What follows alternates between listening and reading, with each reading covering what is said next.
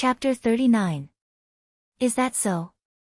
Then today, the things that can be filmed will be even more exciting. The boy stared at Bei Yunj gloomily, and his laughter made people uncomfortable. Chu Zhixing immediately panicked. He, a boy, felt humiliated to be filmed like this. Not to mention Bei Yunj, a girl. Student Pei, hurry up and leave. Chu Zhixing gritted his teeth and held his abdomen as he insisted. When the boy heard this, his face was full of violence. This fat pig really dared to interfere. I think you're really King courting death. The boy turned his head and raised his fist, punching Chu Zhixing's cheek. But then, just as Chu Zhixing subconsciously closed his eyes and waited for the pain to come, he didn't feel any movement for a long time. After a while, Chu Zhixing's eyelids moved and he narrowed his eyes tentatively. He saw Bei Yunj holding the boy's arm with one hand. Chu Zhixing wasn't the only one who was shocked by this scene. Even the boys and Ling Jiwei beside him had their smiles frozen on their faces. He borrowed my book. Are you going to hit him in front of me? A second ago, Bei Yunj was still smiling as if she was discussing with someone. The next second, she suddenly grabbed the back of the boy's collar. She dragged him into a blind spot as if she was dragging a bag of trash. The boy's face turned red as his collar tightened. He struggled desperately, but it was to no avail. The next moment, he was thrown against the wall, and his bones made muffled sounds. Brother Qian. A few of his underlings immediately wanted to go forward, but then they saw Bei Yunj punch Brother Qian in the face. Her movements were clean and neat, but her eyes were fierce and ruthless. Do you know what happens to trash? Bei Yunj asked lightly. However, the people around felt their hair stand on end. You need to be taught a lesson. You, the boy was in so much pain that his brain was spinning, but before he could finish speaking, Bei Yunj raised her knee and slammed it into the boy's abdomen. Ah, the boy bent down in pain, trembling as he clutched his stomach. Stand properly. Bei Yunj's tone was lazy. This was really the first time she had encountered someone who made people stand still and take a beating. The boy was obviously afraid of this ruthless person. He endured the pain and slowly straightened his back. Pei, classmate Pei, please take your classmate away. I promise I won't look for him again. Sorry for the trouble, wait for him to find a few more people outside the school. Do you have to kill this woman? Student Pei, forget it. Chu Zhixing couldn't help but say. He hated these people, but they were not worth Bei Yunj's punishment. Before the boy could heave a sigh of relief, he saw Bei Yunj's red lips curl up and her slender, fair hand gently patting his face. Kneel on your own, or do you need me to help you? When the boy heard this, his face turned pale. Bei Yunj, aren't you afraid of being kicked out of Hengda for doing this? Ling Jiwei's voice was anxious and sharp, and it even trembled a little. She really did not expect Bei Yunj to treat them this way. Don't worry, you're next. Bei Yunj glanced at her slowly and said in a cold voice. Ling Jiwei's heart suddenly turned cold. The next moment, Bei Yunj grabbed the boy's collar and said, You don't want to choose? I've already chosen for you. As soon as she finished speaking, Bei Yunj suddenly let go of the boy and kicked him in the back. The boy screamed and threw himself at the glass shards on the ground. There were not many shards, but there was still a piece that pierced the flesh of his thigh. Blood dyed the ground red. The boy's face was full of pain and he screamed again. My leg, my leg, Ling Jiwei's pupils shrank when she saw this scene. Chapter 40. Her pretty face was pale. Bei Yunj, how dare you make a move in school? It wasn't until Bei Yunj's gaze shifted to her that Ling Jiwei couldn't help but scream. My father is the vice president of a listed company. Bei Yunj, you can't touch me. At this moment, Bei Yunj had just raised her eyes, but before she could turn her head, she heard a weak hiss of pain beside her. She narrowed her eyes slightly and saw that Chu Zhixing's breathing was erratic. His face was abnormally pale, and he looked like he had a relapse. What's wrong with you? Bei Yunj turned around and walked to Chu Zhixing's side. Ling Jiwei and the others saw this and immediately ran away. But at this time, Bei Yunj didn't have the time to care about them. Chu Zhixing's eyes flickered, and his pale lips moved. He wanted to say something but stopped. He didn't want Bei Yunj to think that he was a monster. Do you need medicine? An injection? Hearing this, Chu Zhixing's entire body stiffened. In fact, Bei Yunj had noticed at first glance that there were several needle holes on the inside of Chu Zhixing's elbow. I'll take you to the infirmary first. No. Chu Zhixing's voice was hoarse. He lowered his head and didn't dare to look at Bei Yunj's eyes. Even his biological mother was afraid and distant when she saw him having a relapse. He gritted his teeth and endured it, but his eyes were bloodshot. His voice was so suppressed that it trembled. I'll be fine after resting for a while. Suddenly, Bei Yunj's faint voice sounded. You don't want me to kick you a few times to wake you up, do you? Chu Zhixing, if you're sick, then treat it. Do you understand? Who doesn't have illnesses and pains? Chu Zhixing paused and subconsciously raised his head to look at Bei Yunj. The girl in front of him only had her usual laziness and a little impatience on her face. She didn't have the fear and disgust that he saw in the eyes of others. She didn't treat him as a monster. Her impatience was real. She had originally scheduled a conference call with the people from the Computing Institute. Now, she had stood them up. You have such a good temper, Chu Zhixing lowered his head and muttered. Bei Yunj's eyelids twitched. Can you get up? I can. Chu Zhixing nodded his head like he was pounding garlic. He tried his best to get up, but he almost fell. It was Bei Yunj who helped her up. Bei Yunj pondered in silence. She knew very well that she was the one who had caused this incident. I'm sorry. Chu Zhixing's expression was not very good, but when he reacted, he hurriedly shook his head. I was willing to lend it to you. You didn't force me. Bei Yunj glanced at him. A short while later. Just when Chu Zhixing thought that Bei Yunj did not want to speak, he heard her speak again. Next time, you can look for me if you need anything. Hearing this, Chu Zhixing's eyes almost turned hot. He gritted his teeth and looked at her hopefully. Can I follow you in the future? Infirmary. Bei Yunj had just sent a text message to the Computing Institute when she walked to the door. Classmate, did you send classmate Chu here? The infirmary teacher was a young woman with neat bangs. She looked gentle and cute and wore glasses. Yes. Bei Yunj asked, Teacher, how's Chu Zhixing? His condition is very bad, but fortunately, you sent him here in time. The infirmary teacher was helpless. This child is actually quite pitiful. He's bullied every 2 to 3 days. Has he always been injected with drugs? Yes. He rarely comes to the infirmary because he's afraid of being seen. Bei Yunj was deep in thought. Chu Zhixing, who was sitting on the hospital bed, looked gloomy. He thought about how Bei Yunj had rejected him just now. Chapter 41. Was it because he was too weak that classmate Pei didn't want to get close to him? Are you hungry? Bei Yunj's voice sounded. Chu Zhixing looked up and saw Bei Yunj biting on a lollipop as she placed the snacks in the plastic bag in front of him. Thank you. Chu Zhixing was flattered. Bei Yunj's quiet eyes were lowered as if she was thinking about something. Chu Zhixing didn't dare to make a sound for a moment. Then she asked, Do you want me to protect you? No. I can become stronger, and I can also protect classmate Pei. Chu Zhixing became less and less confident as he spoke. Bei Yunj's eyes darkened when she heard this. The corners of her lips slowly curled up, and she suddenly asked with interest. Do you know how to fight? Chu Zhixing's body stiffened, and he slowly lowered his head. Then how do you want to protect me? Bei Yunj smiled slowly. This wasn't the first time she heard someone say that he could protect her.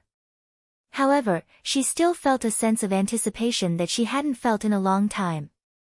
Back in the classroom. The class monitor asked Bei Yunj for her WeChat and invited her to join the class group.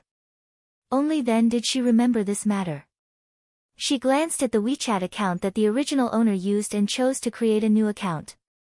After joining the group chat, Bei Yunj didn't pay much attention to it. Instead, she entered a phone number.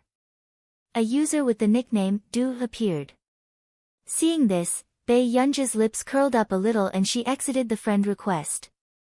Her slender index finger tapped on the button to change the nickname. After thinking for a moment, she lazily entered a new name. Not long after. Hua Group.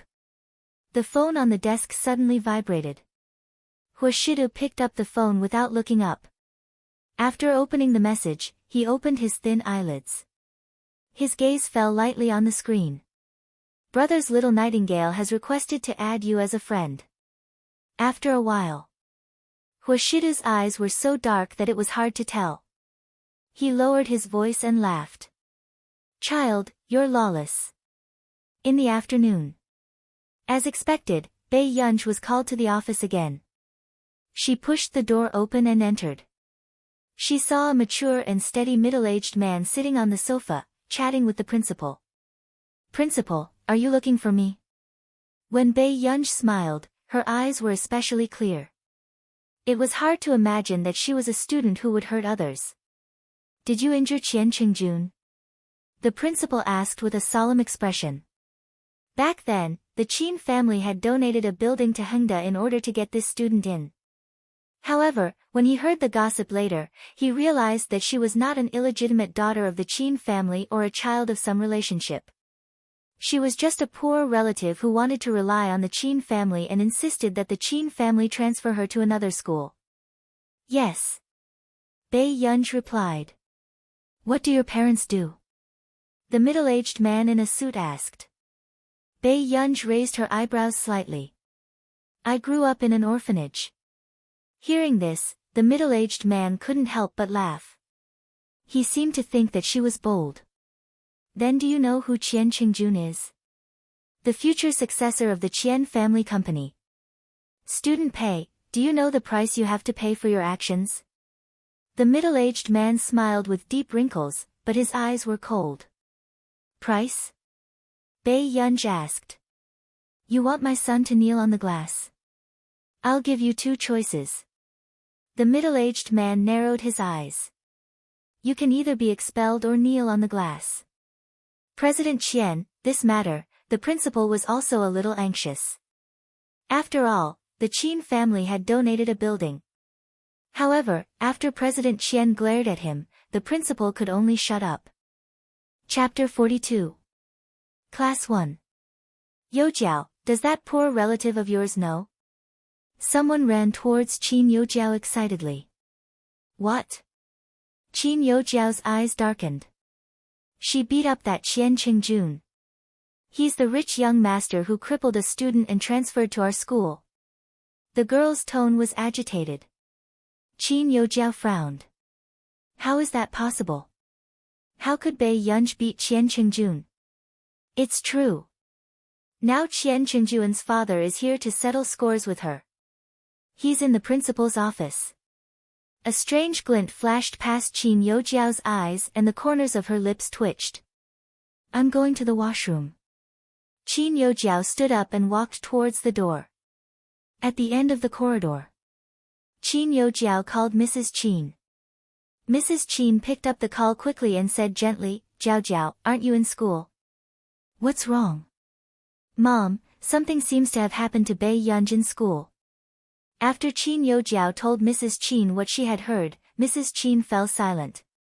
Why don't you come to school? I don't want others to think that you're not good to your biological daughter. Qin Youjiao acted obedient. Jiao Jiao, go to class first. Mom will think about it. With that said, Mrs. Qin hung up the call. However, Qin Youjiao laughed, certain that Mrs. Qin would come. Of course, she was not doing this for Bei Yunj's sake. She wanted Mrs. Qin to see the difference between her and Bei Yunj. With Mrs. Chen's personality, she would only hate Bei Yunj even more. In the Chen family's old manor, Mrs. Chen and Mr. Chen were on the phone. Her eyes were red and she broke down. I told you not to bring her back and just give her money. Look at how much face she has embarrassed me. Mr. Chen comforted her. Go and take a look first. I can't leave the company. I'm telling you. If she causes any more trouble for the family, I'll definitely chase her out. Mrs. Chen hung up the call and accidentally saw herself in the mirror. His face was filled with anger and disgust, causing her to be stunned. Pursing her lips, she picked up her bag and left. In the principal's office. Have you thought about it? Do you want to drop out of school or come back on your knees? Mr. Chen asked with a gloomy smile. If he hadn't seen with his own eyes how badly his son was injured, he would have thought that it was a prank. For so many years, no one had dared to treat his son like this. Uncle, are you threatening me? Bei Yunj's pretty eyes looked up, not showing any fear at all. Chairman Chen pursed his lips coldly. If you don't choose either of them, then I can only, before he could finish his sentence. There was a knock on the door. Everyone turned around. They did not expect the person to be Mother Chen. Mrs. Chen, why are you here? The principal's eyelids twitched. He didn't expect Mother Chen to come in person. Could it be that this poor relative was very favored in the Chen family? When Mother Chen saw Bei Yunj's nonchalant expression, she became even angrier. She restrained her impulse, walked forward coldly, and grabbed Bei Yunj's arm. Bei Yunj, do you not want to study at all? Do you want to be a good-for-nothing? The temperature in Bei Yunj's eyes gradually dropped. Mrs. Chen, please have some self-respect. Bei Yunj curled her lips into a half-smile and slowly pulled her hand away. Mother Chen saw this and couldn't help but laugh coldly. She was about to explode from Bei Yunj's stubborn attitude. Mrs. Chen. Chairman Chen was also surprised when he saw Mother Chen. Didn't this student say that she grew up in an orphanage? Chapter 43. Mrs. Chen took a deep breath and adjusted her image back to that of an elegant lady. President Chen. Mrs. Chen nodded slightly at President Chen. President Chen said, "This student is Mrs. Chen's." A trace of panic flashed past Mrs. Chen's eyes, but she forced herself to remain calm. A girl I brought home some time ago. These words made Bei Yunj glance at her with a sneer, but she quickly looked away. Mrs. Chen had always doted on Chen Youjiao. She was even stronger than her other three brothers. Not to mention Bei Yunj, who came back halfway. Therefore, when Mr. Chen proposed to reveal Bei Yunj's identity, Mrs. Chen was the first to object. I've heard about what happened between the two of you. Mrs. Chen took a deep breath and looked at Bei Yunj, saying expressionlessly, if it's true, then let her bear the legal consequences. When she said this, Mrs. Chen kept staring at Bei Yunj. She was waiting for Bei Yunj to show weakness. Her hands were trembling. No matter what, this good-for-nothing person was her biological daughter. As long as Bei Yunj showed weakness, she would intervene and settle it. But in the future, she would transfer Bei Yunj to another school. She could not affect Jiao Jiao. At this moment, the door was suddenly kicked open. Qin Lang seemed to have run all the way here. He was panting and his short silver-gray hair was messy. Where's Gu-er? Qin Lang was called over by the principal. When he saw Mrs. Chen, he was also surprised. Mom? Mrs. Chen's expression was terrible. Why are you here? Qin Lang's gaze gradually calmed down and he walked in front of Bei Yunj to face President Chen. Do you have any evidence that Gu injured your son? Qin Lang's tone was mocking and his handsome face was cold. Qin Lang, shut up. Mrs. Chen's expression darkened. Qin Lang glanced at Mrs. Chen and snorted before he pulled Bei Yunj's hand. Gu, let's go. Third brother will take you back. Qin Lang, you. Mrs. Chen's eyes were almost red. At this moment, Bei Yunj did not move and broke free from his hand. I did. Bei Yunj said calmly. Qin Lang's body stiffened. It took him a while to react. Tears welled up in his eyes. Gu was already unwilling to forgive him. Even if she had to bear the consequences, Gu did not want to have anything to do with him. Gu don't be afraid. Third brother will protect you, I'm warning you, Qin Lang. You only have one sister, and she's in class 1. Mother Qin interrupted coldly. Suddenly. Mr. Qian said, since he's a relative of the Qin family, let's just treat it as a small fight. As long as this student is willing to apologize to my son and take a detour when he sees my son in the future, I will treat it as if nothing happened. Mrs. Qin's eyes flashed and she asked coldly, Bei Yunj, do you admit your mistake? No need. Bei Yunj chuckled, and the corners of her bright red lips curled up. Someone needs to drop out of school. Good, good. Bei Yunj, you're really capable. Mrs. Qin was so angry that her head was spinning. How could she have given birth to such a person? Why couldn't she compare to Jiao Jiao? Student Pei, have you thought it through? Gloominess flashed across Mr. Qian's eyes as he hid a cold smile. There weren't many people who would be stupid at this juncture. However, it was best if he could avenge his son.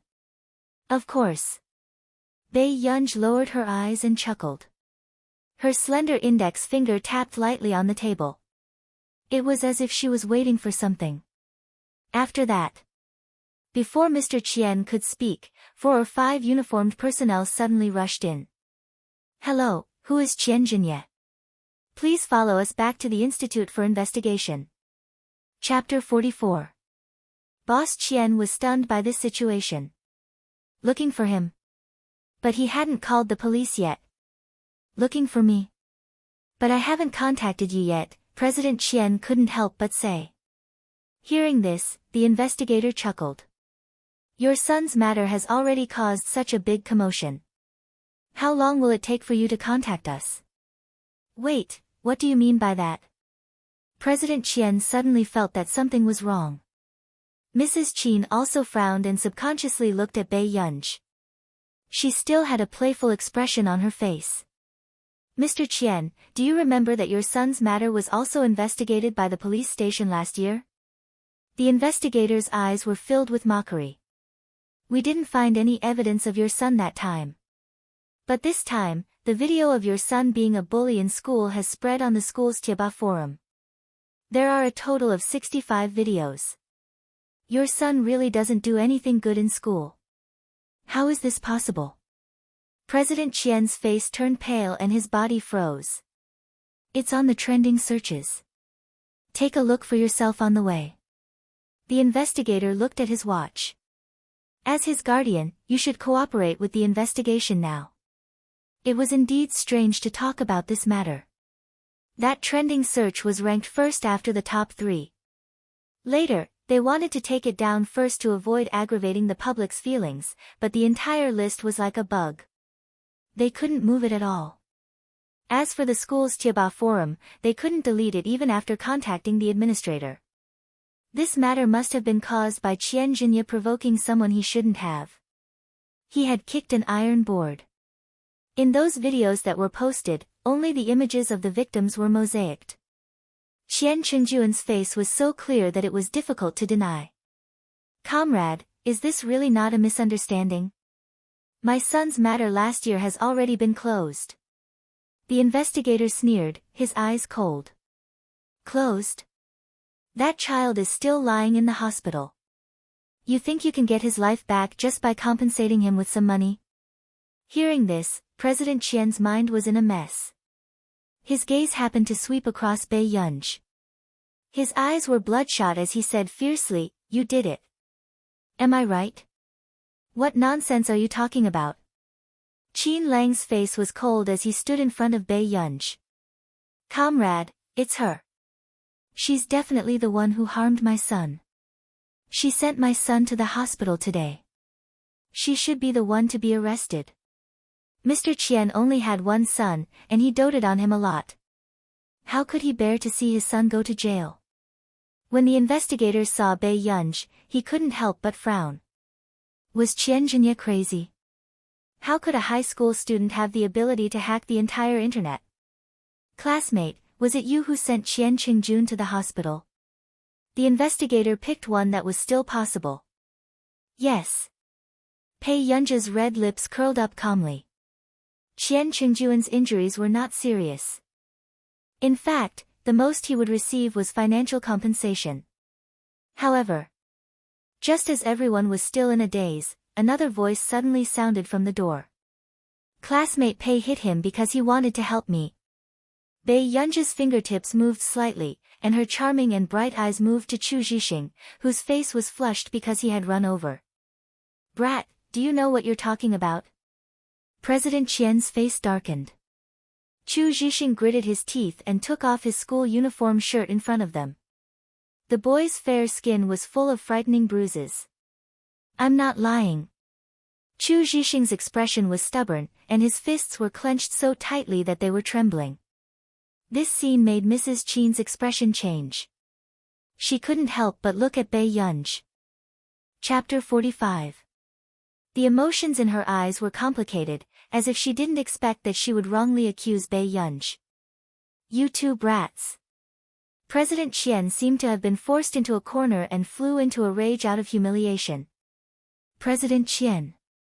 Aren't you taking the Qin family too lightly? Qin Lang's gaze turned cold and threatening. President Qian's body stiffened. The Qin family was still not to be trifled with.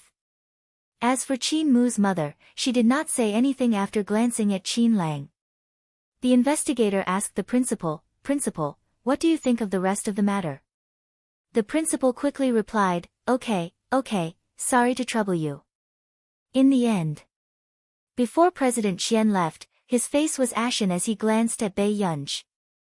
When he saw her smiling red lips and waving at him, the taste of blood welled up in his throat. He was so angry that his brain swelled. After everyone left, Mrs. Qin pursed her lips and stood in front of Bei Yunj. Why didn't you tell me clearly? You believed me just because I said so. Bei Yunj looked at her calmly and chuckled. Mrs. Qin was stunned by her words. If there's nothing else, I'll go back to the classroom. Before Bei Yunj walked out of the principal's office, she heard Mrs. Qin ask in a deep voice. Are you not going home? My surname is not Qin. Where do you want me to go? Bei Yunj's tone was lazy, but there was no smile in her eyes. In the long corridor, Chu Zhixing tidied up his school uniform and immediately chased after Bei Yunj. He followed behind her at a distance. And Bei Yunj did not turn her head. Then, just as Chu Zhixing was wondering why he had walked here, he saw Bei Yunj in front of him climb over the 2-meter-high wall and leave the school. Chu Zhixing. 10 minutes later. Chu Zhixing, who had tried to climb over the wall, ended up in failure. He returned to class dejectedly. Class 7. Isn't Qian Qingjuan's matter too big? I heard from someone I know that all the videos taken by Qian Qingjun have been released. And what's even more ruthless is that until now, our school's Tieba and the trending searches on the internet can't be removed. It's directly controlled by someone and there's a bug. Is it a hacker? It's so awesome. I don't know. Anyway, no matter who you provoke, you can't provoke a big shot in the computing field. Do you think it's a student from our school? What a joke. Cheng Zihuai is the one who does the most computer research in our school. With Cheng Zihuai's level, he can only be beaten up by such a god-level big shot. Chu Zhixing, who had just returned to the classroom, blinked. Bei Yunj's face inexplicably appeared in his mind. Could it be her? Chu Zhixing unconsciously clenched his fists. If he was really Bei Yunj, how long would it take for him to grow to that level? Outside the school, Bei Yunj leaned lazily against the wall, her posture unrestrained. Her eyes leisurely glanced at the trending topics, her fingertips jumping on the iPad screen. Not long after, unknowingly, the hot searches and the school's Tieba regained their order. When the bell rang, Bei Yunji's figure appeared in front of the students of Class 7. She threw the plastic bag in her hand onto Chu Zhixing's table and returned to her seat. This scene made Lu Yuanxi, who had not been in the mood to sleep all afternoon, frown. Even Chu Zhixing was stunned. After opening the plastic bag, he found 2 bottles of Dita wine. He lowered his head and his expression could not be seen clearly. Thank you. Okay. Bei Yunji, who was sitting in front of Chu Zhixing, responded. She picked up her pen again and scribbled down the knowledge points of Year 2 physics. After Lu Yuanxi caught a glimpse of it, he suddenly felt a sense of crisis. Chapter 46. Then, just when the students next to him thought that Brother Lu would definitely show some concern for his new deskmate after waiting for so long, Brother Lu turned his head and took out a physics textbook from the back of the table. He then took out a piece of paper and a pen and quickly copied the physics punishment. If Bei Yunji handed in the punishment and he didn't even move a single word, he would definitely be torn apart by that old man. Everyone looked at their new deskmates. Until school ended. Bei Yunji was still resting her cheek on her hand as she slowly copied the notes. Lu Yuanxi couldn't help but ask, "Are you not going home?" His hands were numb from writing. Bei Yunji didn't even look up. It's still early. Suddenly, Classmate Pei, let me help you copy. Chu Zhixing mustered up his courage and asked. No need. Bei Yunji's hands stopped, then he capped the pen and prepared to go back. Seeing this, Lu Yuanxi also heaved a sigh of relief. Finally, he didn't have to copy anymore. Aren't you going home? Bei Yunji suddenly asked Chu Zhixing, which made Lu Yuanxi frown. Although this deskmate of his looked cold and arrogant and ignorant, wasn't he too soft-hearted? Chu Zhixing pursed his lips and looked at Bei Yunji, wanting to say something but hesitating. Then I'll leave first. Bei Yunji said this and prepared to leave. Classmate Pei, are you going home? Then I'll send you. Before Chu Zhixing could finish speaking, he heard Bei Yunji say lazily, I'm going to the bar. Do you want to come? Bei Yunji glanced at him and the corners of his lips curled up slightly. However, just as he walked to the school gate, he suddenly saw a familiar figure. The man was tall and handsome. The sleeves of his clean white shirt were rolled up to his elbows in a refined and elegant manner. His long, straight legs under his suit pants were so abstinent that it made one's imagination run wild. His pale-colored eyes scanned the surroundings lightly, but his gaze was as cold as the moon. The passers-by couldn't help but peek, but they didn't dare to go forward. Bei Yunji's eyelids twitched. Why was he here? Student Pei, what are you looking at? Chu Zhixing, who had made up his mind to catch up, couldn't help but ask when he saw Bei Yunji standing by the side of the road. However, before he could finish his question, Bei Yunji pulled him aside. He also hid behind a tree. Are you hiding from that person? Chu Zhixing was stunned for a while before he reacted. Yes. Bei Yunji responded absent-mindedly. However, she was thinking about how she was going to meet Yu Manran at the bar now. That's your brother. Chu Zhixing's gaze was pure. When he saw that Bei Yunji did not refute him, he cautiously said, Classmate Pei, since your brother is here, you should go home with him. Hearing this, a dark light flashed across Bei Yunji's eyes, and her red lips curled up slightly. She looked at him with her beautiful eyes and seemed to be in a difficult position. Actually, I haven't thought about how to face him yet. Did you quarrel with your brother? Chu Zhixing asked. No, I have a brother complex. Look at my brother's appearance. It's easy for me to lose control. Bei Yunji's cat-like clear eyes were lazy and frivolous. When the young and ignorant Chu Zhixing heard this, he was immediately petrified. Wait a minute, was this what he was imagining? Classmate Chu, can you help me ask him to go back first? Bei Yunji curled her lips. When I've thought it through, I'll go back immediately. What do you think? Chu Zhixing glanced at Bei Yunji and immediately mustered up his courage and made up his mind. No. He couldn't watch such an illogical thing happen with his own eyes. Chapter 47. Okay. Chu Zhixing straightened his back and walked towards Huashidu, who was waiting not far away. Well, when he got closer, Chu Zhixing inexplicably became terrified. Huashidu heard the commotion and glanced at him. At this moment, when Chu Zhixing saw Huashidu's face clearly, he almost thought that they were a couple. Student Pei's brother was too good-looking, wasn't he? What kind of godly looks was this? What's the matter? Huashidu put his phone back into his pocket and asked. I am Bei Yunji's classmate. She said she's not around. Chu Zhixing's brain froze and he blurted out. These words made Huashidu's gaze deepen. He raised his eyes and looked at him. However, there was a hint of aggression in his nonchalant gaze. Is that so? Chu Zhixing, who had just reacted, was speechless. It was over.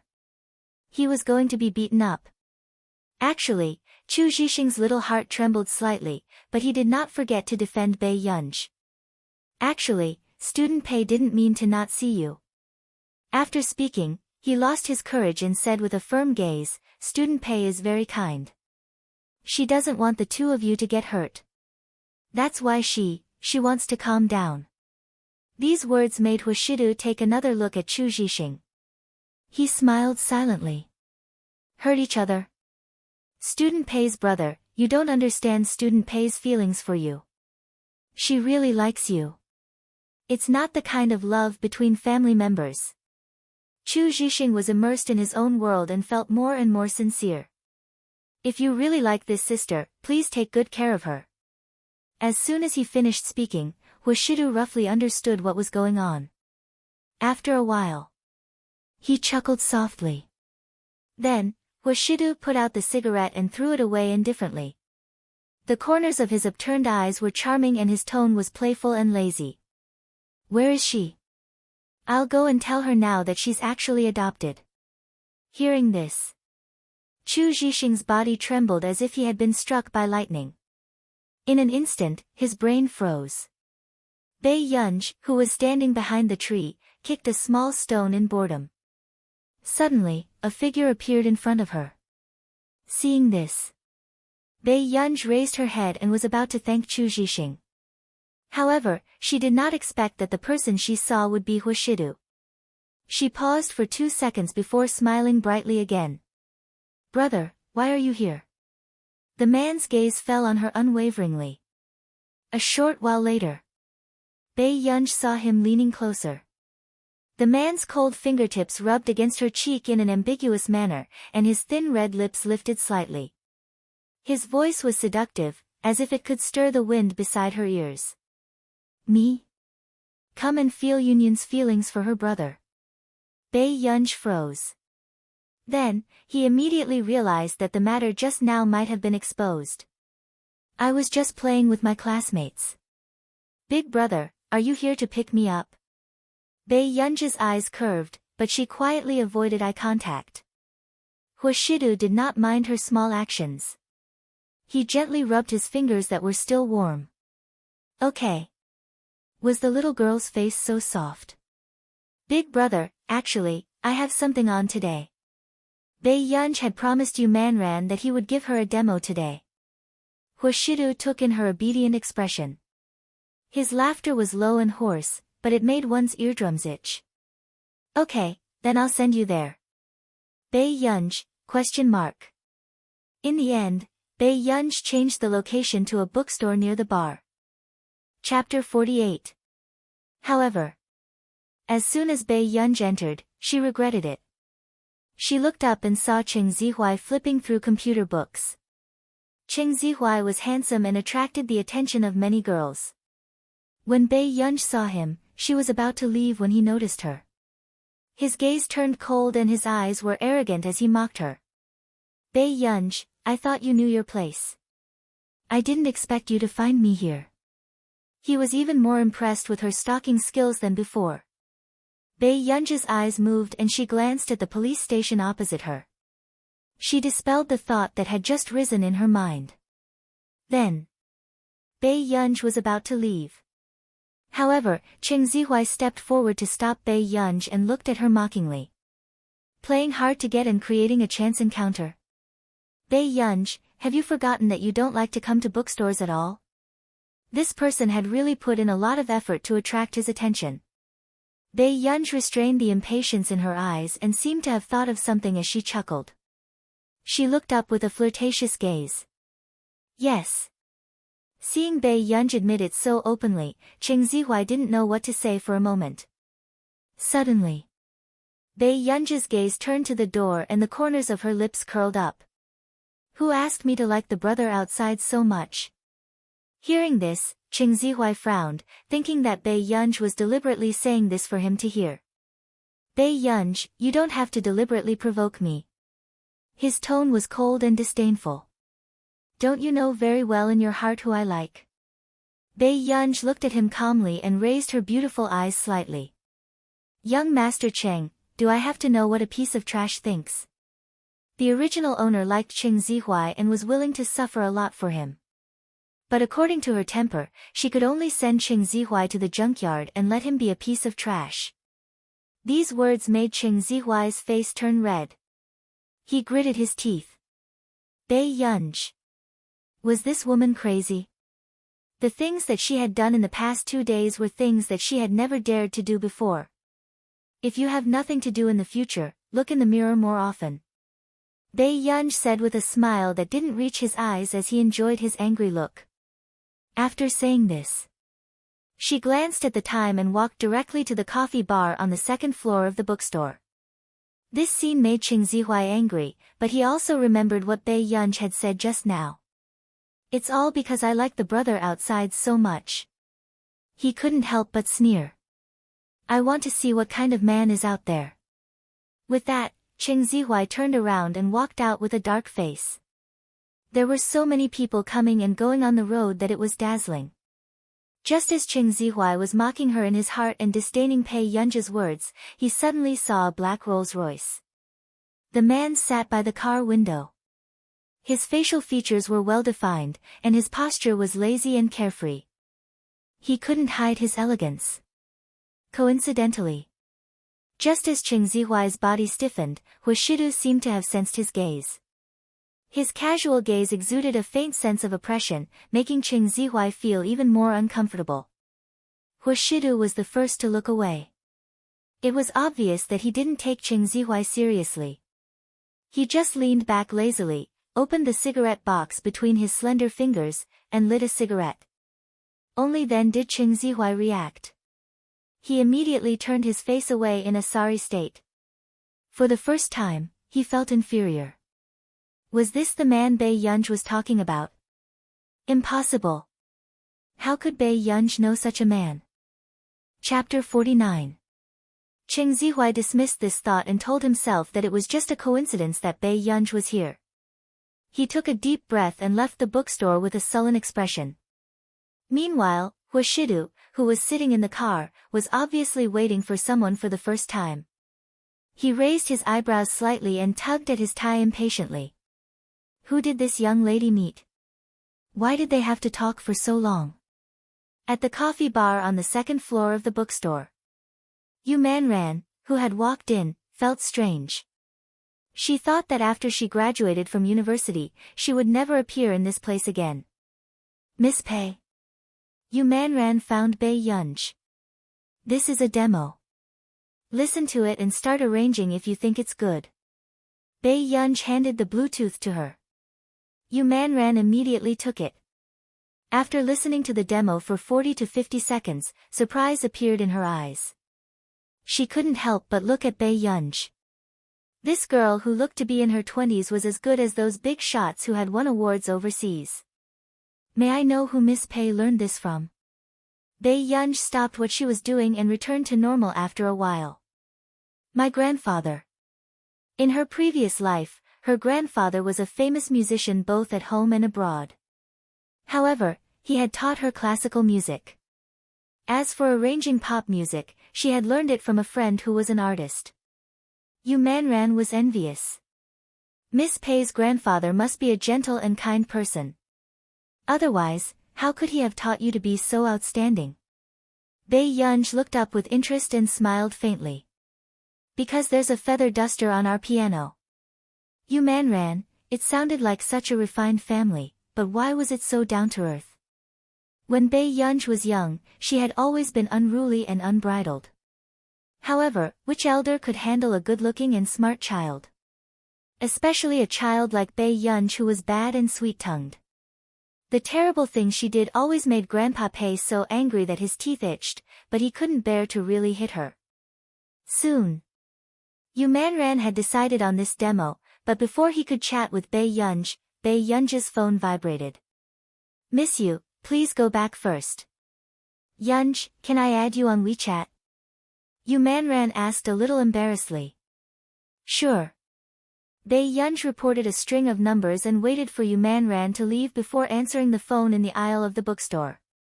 Yunj, your grandfather's condition has improved a little. He will return to the old mansion this Friday. Mr. Qin added, Grandpa wants to see you. It could be said that the old man was determined to go back to the old house only to see Bei Yunj. Otherwise, he wouldn't cooperate with the treatment. This was because Grandpa Sheng had found out about Bei Yunj's hospitalization when he woke up. The old master was furious. Got it. I'll go. Bei Yunj said calmly and distantly. Mr. Qin seemed to be silent for a while. Jiao Jiao is going on a piano concert tour soon. The media will pay more attention to her family situation. Can you persuade your grandfather to let Jiao Jiao stay in the old mansion? Almost no one outside knew that as the eldest young lady of the Qin family, Qin Yo Jiao could only stay in a nearby hotel every time she returned to the old mansion. Because of that time, Mrs. Qin had reprimanded Bei Yunj for Qin Yo Jiao. The old master completely hated Qin Yo Jiao. Bei Yunj smirked and laughed recklessly. Do I look like someone easy to deal with? These words made Mr. Qin's expression darken and anger gathered in his chest. Do you know how much Jiao Jiao has lost when you came back? Chapter 50. Hearing this, Bei Yunj leaned against the wall leisurely and laughed. I don't want to know and don't make me unhappy. Otherwise, Grandpa will know whose biological father the head of that hospital is. Do you think Grandpa will chase Qin Yo Jiao away? Mr. Qin froze and anger gathered in his chest. Are you threatening me? He never thought that since when did Bei Yunj dare to resist him openly? Yes. If you don't want her to get lost, don't make me angry. Bei Yunj tilted her head lazily, her red lips curling up brightly and impudently. After leaving the bookstore, Bei Yunj looked up and saw the man by the car window. Her mood immediately improved. The two buttons on the handsome and dignified man's collar were unbuttoned. His fair and clean neckline followed the loose collar and fell into his sexy and muscular chest. His light gaze looked indifferent, but it was enough to make one's legs turn weak. Brother, my dear has fainted. When are you going to take responsibility? The bright and flamboyant girl had one hand on the window, her cat-like eyes shining as she rested her cheek on her hand and smiled. Huashidu turned around and saw the little girl lying by the window like a cat doing evil. His magnetic voice sounded with a low chuckle. The man's slender hand scratched the girl's chin lazily. Ask it why it bumped into me the moment it saw me. Bei Yunj's chin was scratched twice. Even the ruthlessness in her eyes that had just been suppressed disappeared inexplicably. She returned to the front passenger seat and changed the topic. Brother, did you wait for a long time? 47 minutes. The man said carelessly. Bei Yunj fell silent. Fortunately, a call came in from the man's phone and the atmosphere was no longer silent. Huashidu pressed the answer button, his tone indifferent. What's the matter? Master Du, you haven't been to the clubhouse for a few days. Are you coming today? I'm not free. Huashidu's eyes were lazy and he did not feel guilty at all when he rejected her. What are you busy with? Master Du, let me tell you, the girls in the clubhouse are very pretty recently. Even if you don't touch them, you should at least come and take a look and relax. I'm picking up a little girl from school. With that said, Bei Yunj, who was beside him, glanced sideways at him and then turned to look out of the window. Her sudden obedient appearance made the man's thin lips curl up unconsciously. Even the noise in the earpiece didn't sound so annoying anymore. Master Du, isn't it a little boy? Shidu. He's not mine. Shidu's words made the person on the other end to the phone call. Master Du, although I'm not a good person, we still need to have the heart to protect the seedlings, is.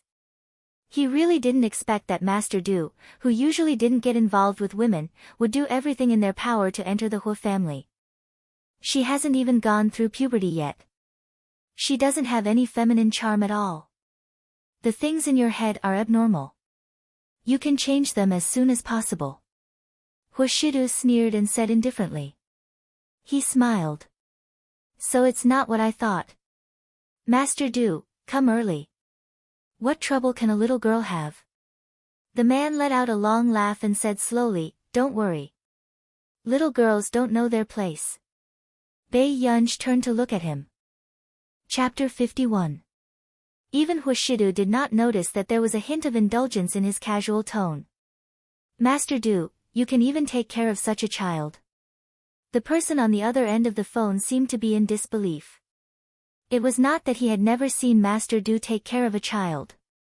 Every time he saw the young master of the Hu family working hard to use his short legs to catch up with the calm Shidu in front of him, his heart ached a little.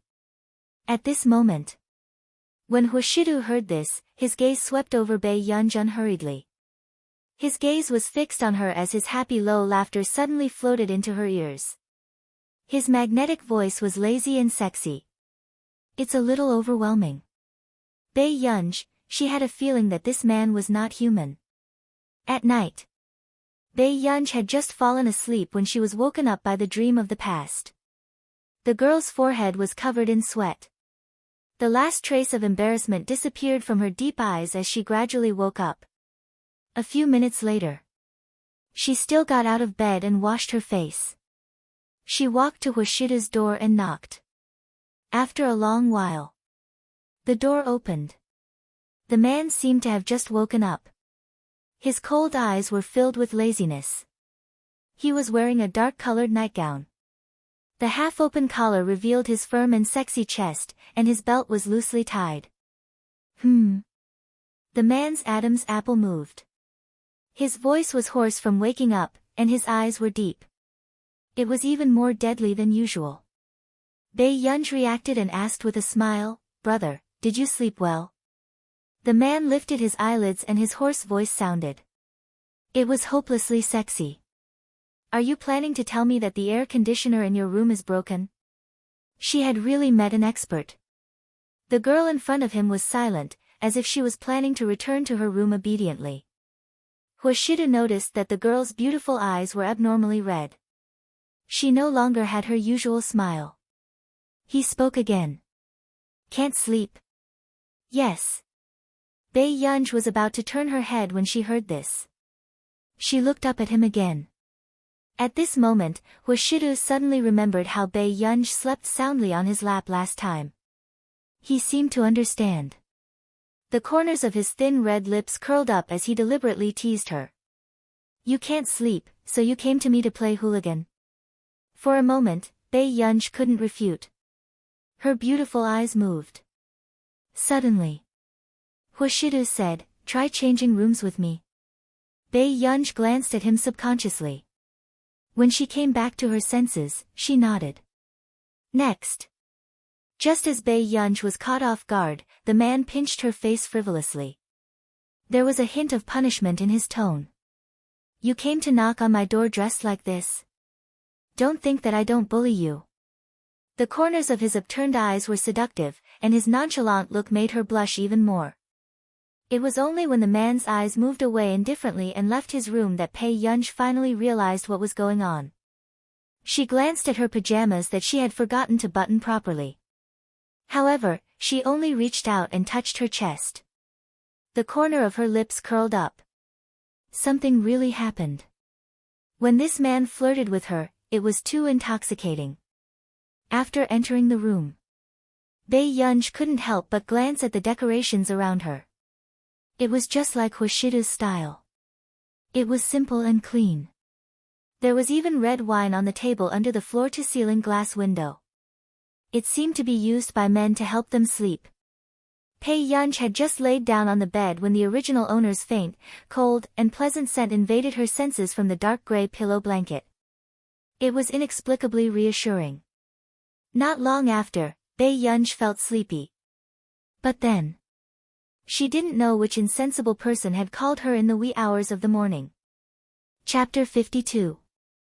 Pei Yunj took a deep breath, suppressing the coldness in her eyes as she took the phone from the bedside table. What's the matter? Her slightly cold voice did not sound like she had a good temper.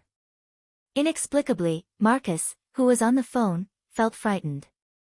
There's a young man in the same city as you recently. He's quite experienced and I want to find someone to guide him. Miss Pei, aren't you short of money? Why don't you guide him? No. Pei Yunj said coldly. He's very rich. I wonder if you know him. He's the heir of the Qing Corporation, Qing Zihuai. Marcus immediately explained and tried to please her. Of course, he did not care about this bit of money, but he knew that Pei Yunj was short of money. Anyway, regardless of whether she stayed in their research institute or not, the big boss could not be provoked. If he could please her, he would please her first. At this moment, Pei Yunj sneered when she heard this familiar name. She smirked and said in a mocking tone, "Let him wash up and sleep." With that said, Pei Yunj hung up the call. In another country. In the research institute. Marcus was perplexed. The big boss's temper was indeed hard to understand. How is it? What did the big boss say? The woman beside him could not suppress her excitement. Big boss, let him wash up and sleep. Marcus's eyelid twitched. The woman was silent for a moment before she said, then forget it. Anyway, it was to find a chance for the big boss to give money. Marcus said worriedly, the big boss's tone just now didn't seem too good. Why? The woman froze. At this moment, the researcher at the table next to them chuckled. In their country, it's midnight now. It was over. Marcus glared at him. Why didn't you say so earlier? The next day. Qin Youjiao was practicing the piano in the school's piano room. The smooth piano sound made people's mood gradually improve. After Qin Youjiao finished playing, Qing Zihuai looked at her and asked with a smile. Is this a new piece? Yes, how do you feel? Qin Youjiao's eyes were filled with confidence. It had to be said that Qin Youjiao was very talented in this aspect. It was no wonder that people outside said that Qin Youjiao was a talented young pianist. It's very nice. Qing Zihuai smiled and reached out to scratch her nose again. Zihuai, are you still unhappy because the people from the Foreign Research Institute didn't accept you? Qin Youjiao saw that there was still coldness in his eyes. The people from the Research Institute said that they have an external researcher in our city. I wanted him to take me, but he refused. Qing Zihuai was a little cold and frustrated. He had never suffered any setbacks in the field of computing. Even the computer science teacher he hired thought that he would be able to shine in the future. However, the external researcher did not even give him a chance. Does it have to be him? Qin Youjiao's tone was arrogant as she snorted, what right does he have to look down on others? If he's the same age as you, Zihuai, his talent is definitely not as good as yours. I heard from the vice president that this external researcher is very impressive. Everyone in the institute treats him like a treasure. A dark and determined look flashed across Qing Zihuai's eyes. I must make him accept me. Hearing this, Qin Youjiao said arrogantly. All right. However, Zihuai, when that person finds out about your talent, he will definitely regret not accepting you back then. The gloominess on Qing Zihuai's face dissipated and he said with a smile, how's your relationship with your third brother recently? Chapter 53. A dark look flashed past Qin Youjiao's eyes as she smiled. It's all right. Qing Zihuai asked, I heard that he came to school for Pei Yunj. Qin Youjiao clenched her fists a little, but pretended not to care and said, her parents' number is third brothers. These words made a trace of disgust flash past Cheng Zihuai's eyes. Did Bei Yunj want others to know about her relationship with the Qin family so much? Qin Youjiao looked at him and smiled arrogantly. Her tone was contemptuous. Don't worry, I'll let everyone know that the Qin family only has one irreplaceable Qin Youjiao. What could Bei Yunj do? She was lousy in every way and could only be a joke.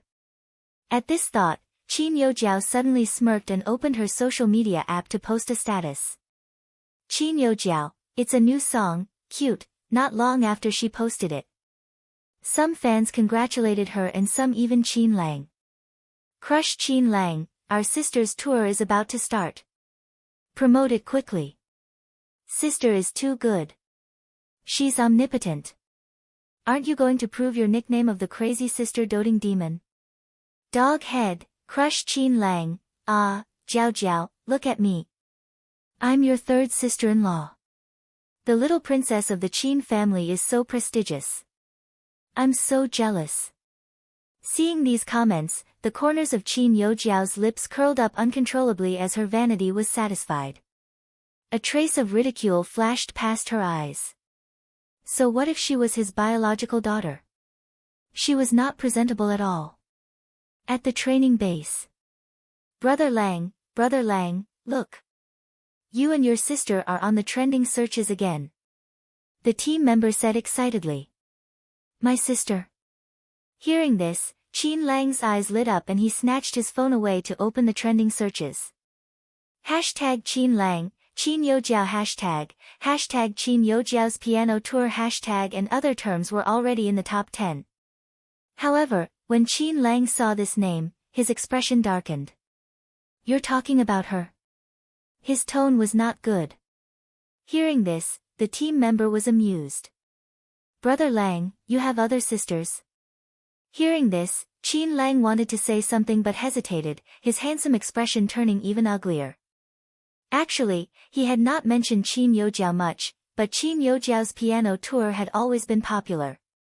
Since he never intended to hide it, he didn't take it seriously even when it was exposed. But now, Qin Lang realized that what originally belonged to Gu had become Qin Youjiao's.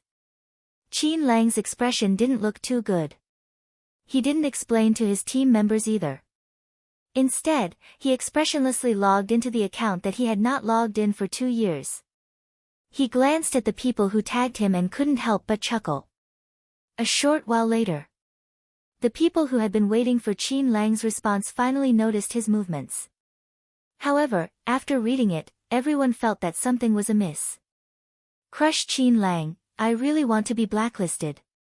Aggrieved, image. JPG, the fan clicked on the screenshot of the chat.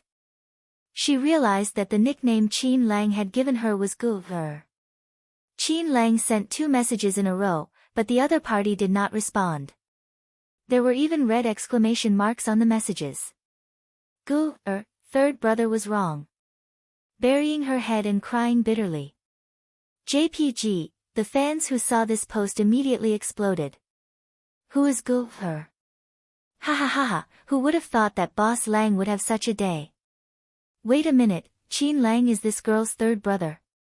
But Qin Youjiao doesn't have a nickname. Everyone suddenly realized what was going on. However, not long after, Qin Lang's mother called and questioned Qin Lang with a sharp voice. Qin Lang, who told you to send that chat record? Qin Lang didn't care at all and said with a chuckle, they said that I dote on Qin Youjiao, so I have to clarify it. Chapter 54. I think you're crazy. Qin Lang, if you don't delete it for me, do you believe that I'll take Jiao Jiao away? Seeing that Mrs. Qin was so stubborn, Qin Lang frowned. Mom, do you not know who your biological daughter is? Mrs. Qin suppressed her anger. Qin Lang, if people find out that Bei Yunj is your younger sister, apart from embarrassing you, what good can happen? She smiled and said, Jiao Jiao has been outstanding in all aspects since she was young. She played the piano when she was 19 years old. Qin Lang, do you know that it's your blessing to have such a sister? Hearing this, Qin Lang's expression darkened. However, his heart wavered. It was not because he felt that Gu would be embarrassed, but he was also afraid that others would compare Gu to Qin Youjiao. He didn't want Gu to be criticized by so many people. After a long while, Qin Lang took a deep breath. Mom, you're the one who shouldn't mention this the most. Don't you have any responsibility for Gu becoming like this? You only know that Qin Youjiao wants to please you, but why don't you know that this originally belonged to Gu? She wouldn't have been like this. My responsibility? Mrs. Qin's elegant voice became sharp. Do you think I want to carry the wrong child? But why don't you think about it? I've doted on Jiao Jiao as my daughter for so many years. Now you're telling me that I've carried the wrong child. A girl I've never met is my daughter. How can I accept this? At the end of the day, you think that Gu can't compare to Qin Youjiao. Can she compare to her? She doesn't look like someone from our Qin family at all. She cheated in exams and caused trouble in school. She can only embarrass me and your father. Mrs. Qin mocked softly. I can't hurt Jiao Jiao's heart because of her. Qin Lang fell silent. Even if he heard these words, he felt a stab of pain. Not to mention Gu. He chuckled. Sure. Soon. Before Mrs. Qin could heave a sigh of relief, she heard Qin Lang say carelessly. You don't love her, but I do. I'll give Gu 10 times or 100 times how much you dote on Qin Youjiao and dote on her like a princess. Qin, anger gathered in Mrs. Qin's eyes, but before she could finish speaking, the call was hung up. At the training base. Qin Lang looked at this post and thought for a long time before deleting it. Then, he clicked on his follow list and unfollowed Qin Youjiao. This move made the fans confused. What's going on? What happened to Crush just now? F***ck, my husband's 12 followers have become 11. Who is so pitiful to be unfollowed by my husband? You might not believe it, but it seems to be Qin Youjiao. What? Qin Youjiao is unlocked. Why do I feel like this is even stranger? Is Qin Youjiao really the little princess of the Qin family, however? Not long after the fans discussed, Qin Youjiao's fans started to flood the comments. Normal siblings, please don't read too much into it. The Qin family only has one little princess, Rabbit. You want to defame my Jiao Jiao just because of a screenshot? Besides Qin Youjiao, does the Qin family have any other daughters? Even if she does, she can't compare to our Jiao Jiao. Qin Lang smiled when he saw these messages. Jiao, your father. After saying that, Qin Lang started to pull Qin Youjiao's fans into a frenzy. Not long after, Qin Youjiao's fans, who had originally planned to post a few more comments, realized that they could not comment. Hengda High School. Brother Lu, you're amazing. With these dark circles under your eyes, did you go on a date with a young lady yesterday? Hearing this, Lu Yuanxi resisted the urge to scold someone and glanced at Bei Yunj coldly. Chapter 55. Hearing this, Lu Yuanxi resisted the urge to scold her and glanced coldly at Bei Yunj. If it weren't for this person, she would have finished copying in class yesterday. He wouldn't have had to write all night last night. Thinking of this, Lu Yuanxi was even more confused about Bei Yunj. She kicked over Ling Jiwei's desk in front of the Dean of Teaching and even sent Qian Qingjun to the hospital. She was unruly, but she copied the physics teacher's punishment seriously and diligently. Student Pei, you seem to have become prettier recently. Hearing the voice behind him, Lu Yuanxi frowned. Why didn't he know that Chu Zhixing was so good at talking? However, when he turned his head impatiently and happened to meet the girl's side profile, he couldn't help but be stunned. Previously, he also knew that his new deskmate was very beautiful. However, there was a faint layer of red at the corners of her eyes, and she didn't look like someone to be trifled with. In the past 2 days, Bei Yunj's face was glowing, and her already bright eyes were even more languid. Suddenly, he heard the person next to him say without blushing, "Little Chu, you have to say something that others don't know." Lu Yuanxi, soon, after class. The physics teacher received 2 neat copies of the punishment and was very gratified. He held a copy of the penalty slip in each hand and smiled. Do you see this? Whether you're the school bully or the school belle, Zhao Yi will never miss a punishment. Lu Yuanxi, Bei Yunj, teacher Zhao Yi had always been impartial, and everyone knew that. However, what surprised everyone this time was that teacher Zhao Yi had actually chosen Bei Yunj as the class representative this semester. All along, teacher Zhao Yi's class representative had always been the one with the highest score in the class. This made the girl, who had been the physics class representative for a year and a half, suddenly have a bad expression on her face. She looked at Bei Yunj again. After class, the girl walked up to Bei Yunj unhappily. Then, before the girl could see clearly, Bei Yunj stuffed the iPad back into the drawer. The girl suppressed the gloominess in her eyes and said with a fake smile. Student Pei, if I have any physics questions in the future, can I ask you for advice? In fact, everyone could roughly guess Bei Yunj's results. She came from the worst high school in the city. It was already good enough that she could keep up with their school's progress. How could she be a top student? Dream. She asked Bei Yunj this question. What do you think? Bei Yunj smirked and looked at her calmly. As to say, the girl's eyes met Bei Yunj's unconsciously and she immediately froze. It was as if all her thoughts were seen through. The girl to be. At this moment, Bei Yunj had already picked up the extracurricular book on the iPad. She laughed leisurely and walked out of the classroom. She did not have the time to waste on arguing with a high school student. After you to be.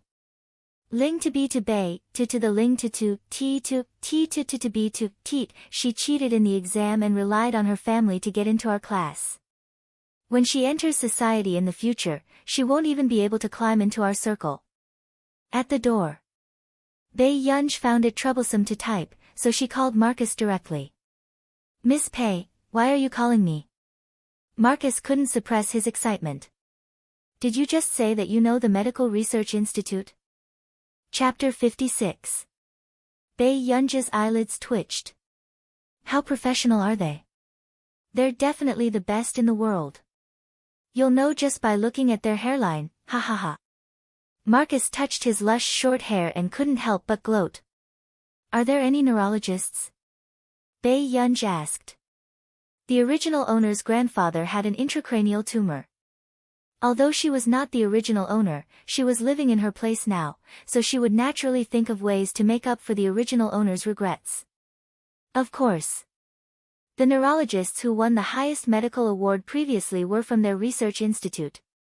With that said, Marcus could not help but ask, however, that guy only performs 10 surgeries a year. No one can break his rule. Why? Hearing this, Marcus said with a smile, this guy is simply a lunatic. He's focused on research and doesn't like to repeat the same surgery. He then asked, by the way, Miss Pei, you should know some medicine, right? The paper Bei Yunj submitted that time had a lot of medical knowledge. Even the people from the Medical Research Institute next door felt that this was a ruthless person after reading it. I studied a little in university. Bei Yunj said with a smile, can you help me send the thing I gave you last time to that neurologist's? This is a project that can be implemented. As long as he wants, I can send him the follow-up at any time. In her previous life, Bei Yunj had been influenced by physics and computing because of her mother since she was young.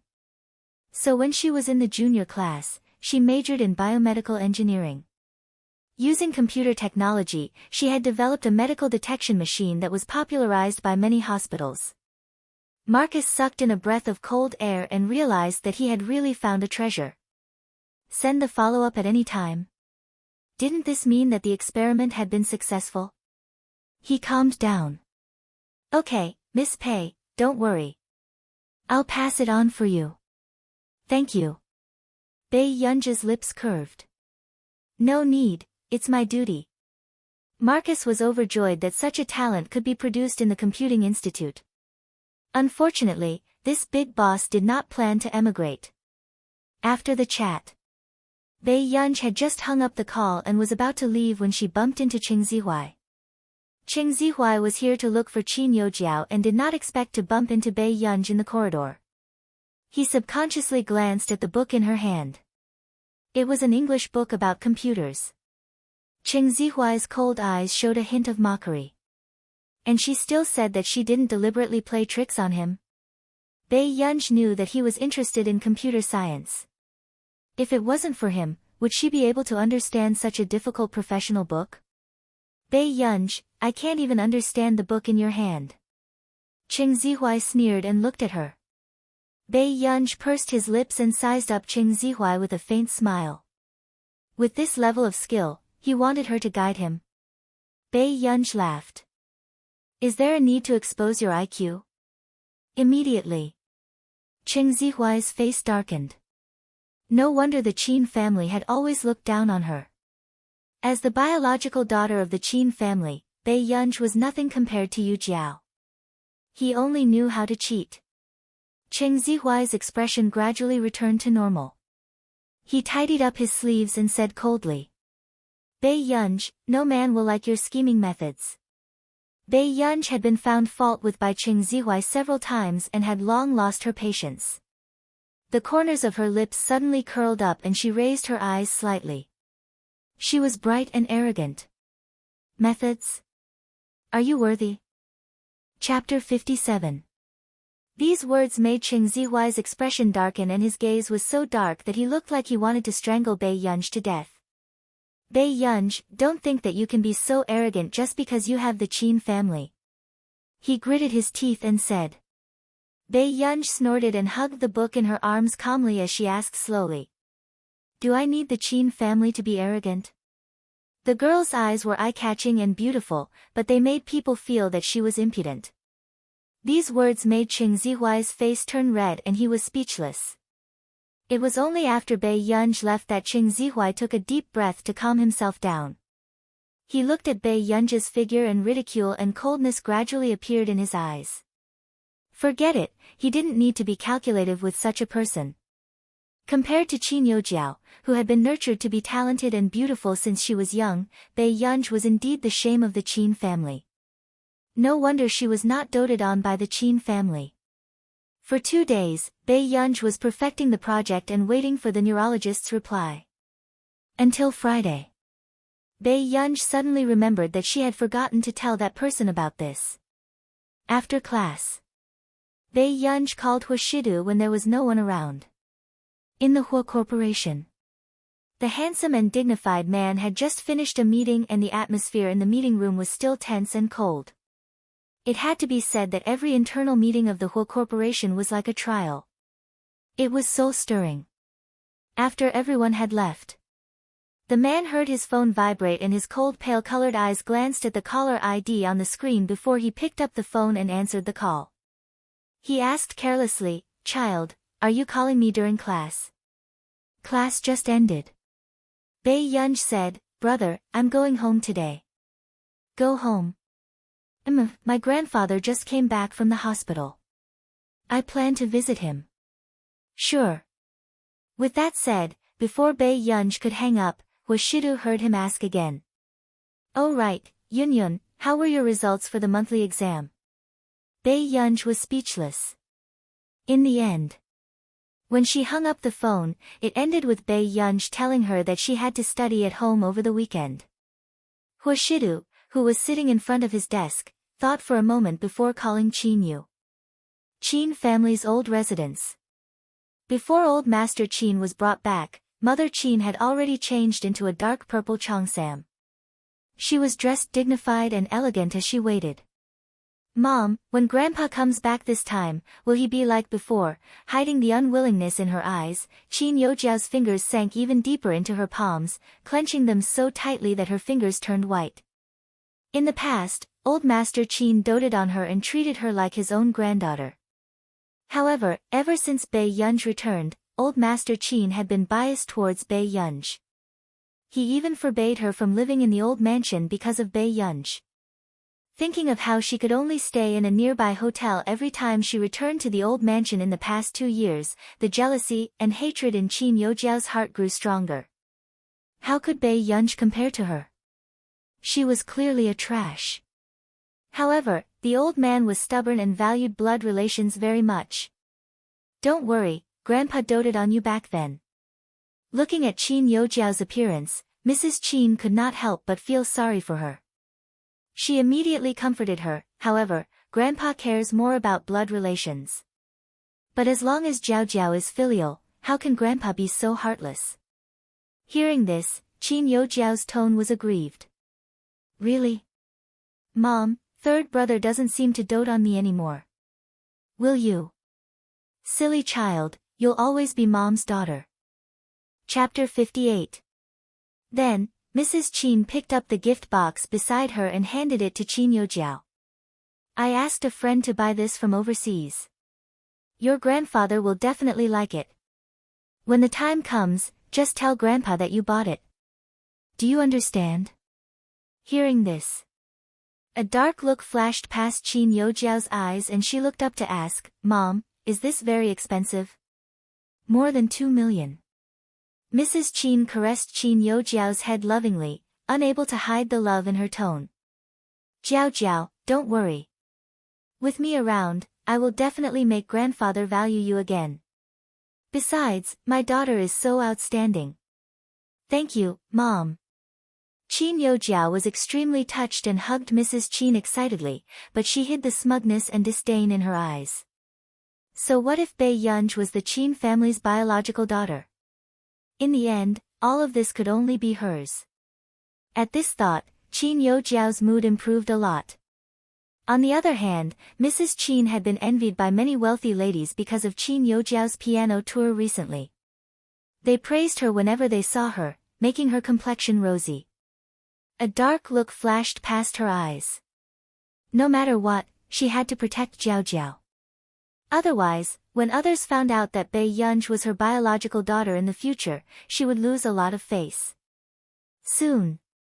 At the door, Mr. Qin and Qin Lang were supporting a thin old man on both sides.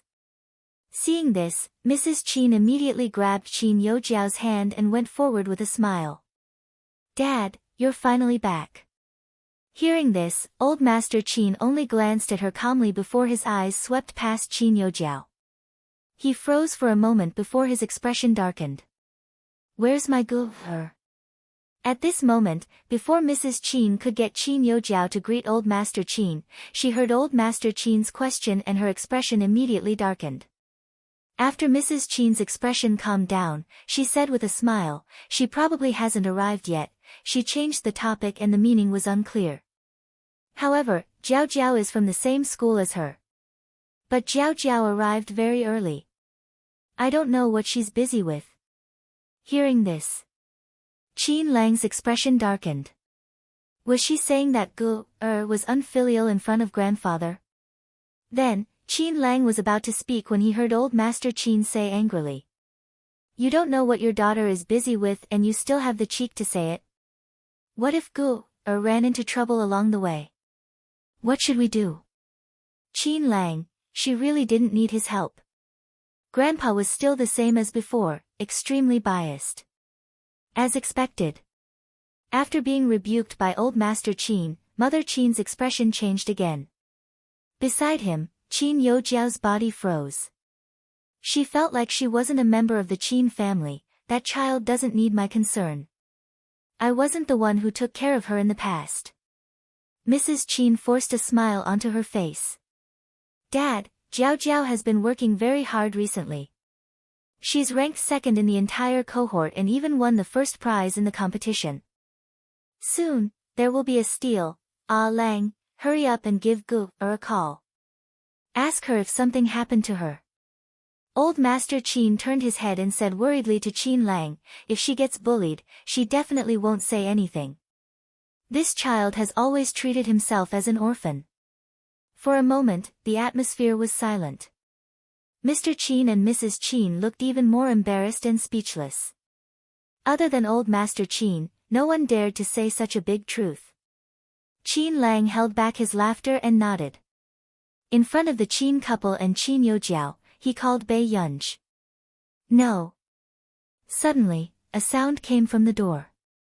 Chapter 59. The girl's lazy voice was still clear and melodious. Instantly, everyone's eyes turned to Bei Yunj. Bei Yunj walked towards them slowly from the door. In the end, her eyes landed on old Master Qin. Bei Yunj looked at the old man who couldn't suppress the joy in his eyes and hesitated for a moment. Grandpa. Gu, did something happen on the way? Or is there too much homework in school? Why did Gu lose so much weight? The more old Master Qin spoke, the more his heart ached. As he held Bei Yunj's hand, there was guilt and self-blame in his eyes. If his body was stronger, he could still keep Gu by his side and let Gu live a good life for another 10 to 20 years. However, fate made a fool of him.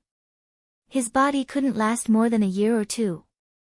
If he left, the person he was most worried about was Gu. At this thought, old Master Qin's eyes turned red.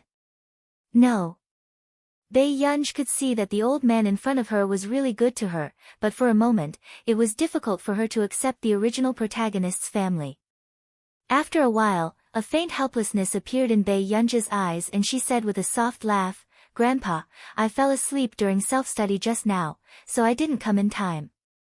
Hearing this, Qin Youjiao's expression was contemptuous and a mocking smile appeared on her lips. She fell asleep during self-study. How long could such a person stay in Hengda? Not only Qin Youjiao, Mr. Qin and Mrs. Qin also frowned unconsciously. They didn't expect Bei Yunj to be so ignorant and incompetent. She even slept in class. However, when old Master Qin heard this, he pulled Bei Yunj's hand with a smile and walked into the hall. That's good. As high school students, we have to know how to strike a balance between work and rest. Hearing old Master Qin's biased words, Mrs. Qin felt uncomfortable and said with a frown, "Jiao Jiao has to do exercises after a day of class. Sleeping in class. If she can't even get into university in the future, won't she be a joke?" The moment she finished speaking, Mother Qin felt old Master Qin's cold gaze and immediately shut her mouth. Then, old Master Qin laughed coldly. "Who dares to laugh at my granddaughter? The inheritance that I, Qin Kaming, leave behind is enough for my granddaughter to be happy for the rest of her life." These words made the Qin couple's expressions darken. Qin Youjiao was burning with jealousy, her expression unwilling and resentful. This damned old man, he wasn't biased at all. His heart was clearly running behind Bei Yunj. Old Master Qin was too lazy to pay attention to the three people beside him. Instead, he said to Bei Yunj kindly, "Good grandson, our family doesn't lack money. If you can't pass the exam, then so be it. In the future, your three brothers will support you. If they don't raise you, I'll break their legs." If it was in the past, Qin Lang would have scoffed. But now, Qin Lang's handsome face was full of caution as he looked at Bei Yunj's side profile. As long as Gu is willing, third brother will transfer all the money to Gu's bank account. Qin Youjiao's face turned green when she heard what Qin Lang said. Qin Lang's attitude towards Bei Yunj now was even more doting than before. Hearing this, Qin Youjiao bit her lip and tried her best not to lose her composure. Suddenly, Qin Youjiao pulled Mrs. Qin's hand, her expression dark. "Mom, should I not have come here?" Mrs. Qin's heart immediately ached and she immediately held Qin Youjiao's hand and said to old Master Qin, "Dad, Jiao Jiao has a gift for you. Jiao Jiao has prepared this for a long time to show her filial piety. Open it and take a look." Chapter 60. With that said, Qin Youjiao was about to hand over the gift box in her hand when she heard old Master Qin say calmly, "Gu just finished school and must be hungry. Let's prepare to eat first." With that said, old Master Qin pulled Bei Yunj and sat on the side of the main seat. Usually, only the juniors that the elders liked the most had the chance to sit in this seat. Seeing this, Qin Youjiao's eyes darkened and her nails almost scratched her palm. Mrs. Qin could not help frowning. "Dad, Ting used to sit in this seat. How can you let her? Gu sit here?" However, hearing this, old Master Qin was still unhappy. He was expressionless. In that case, Gu will sit in the main seat.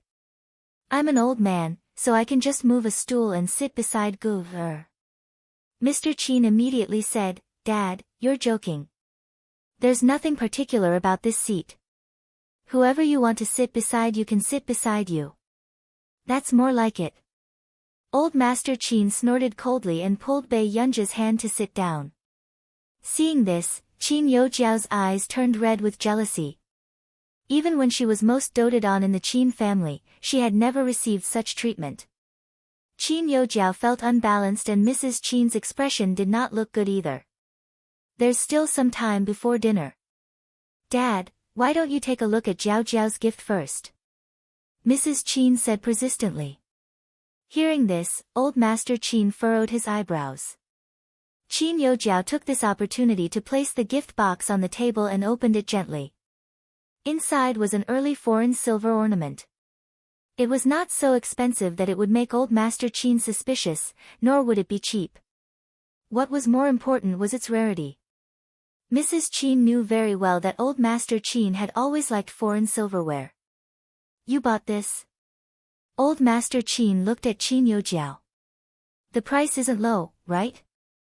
Qin Youjiao lowered her head and nodded.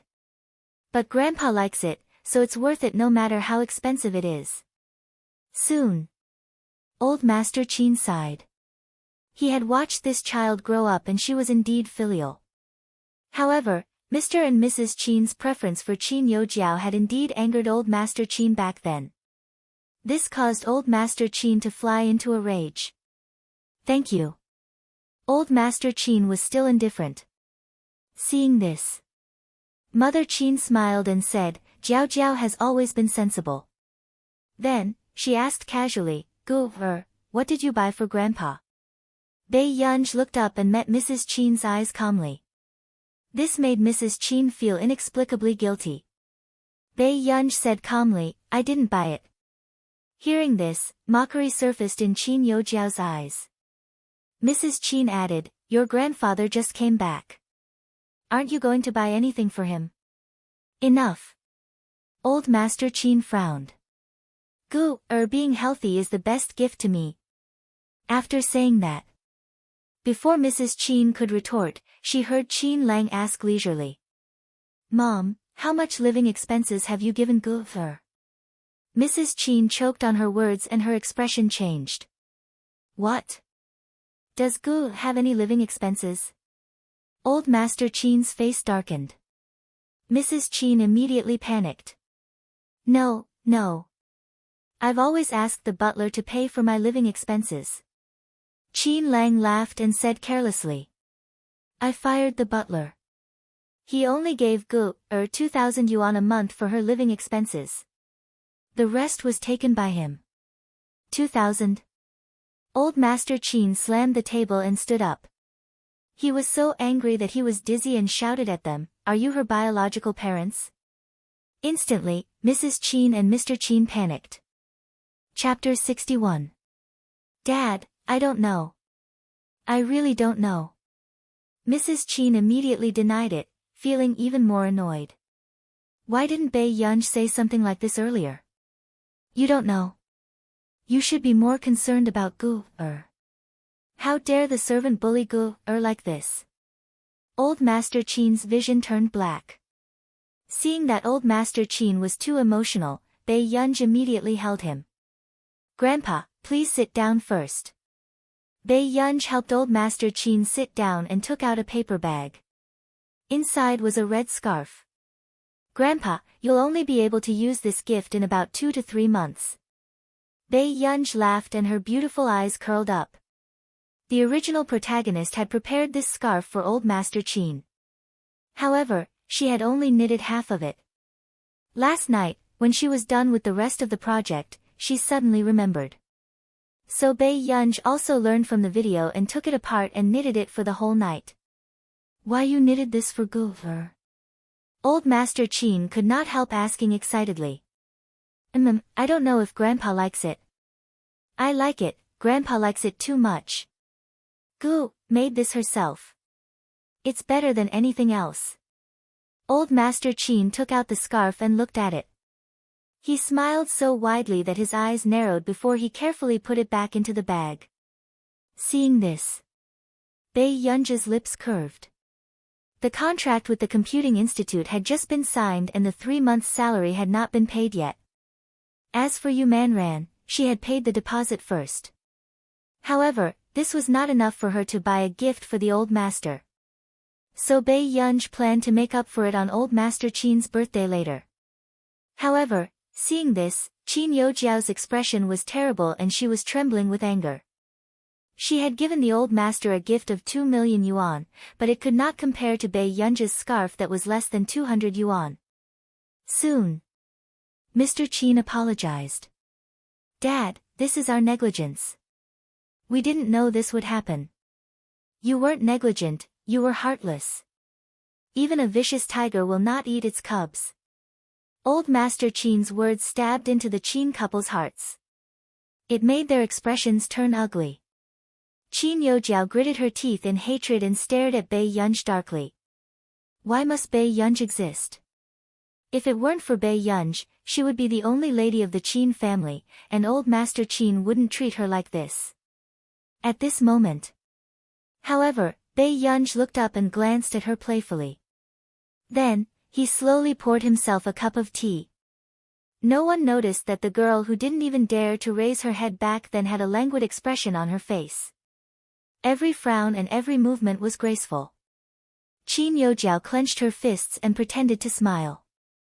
Yunji, you've suffered. However, if Grandpa dotes on me so much, it's worth it no matter how much I suffer. After saying this, everyone thought that Bei Yunji would say a few words to express his gratitude.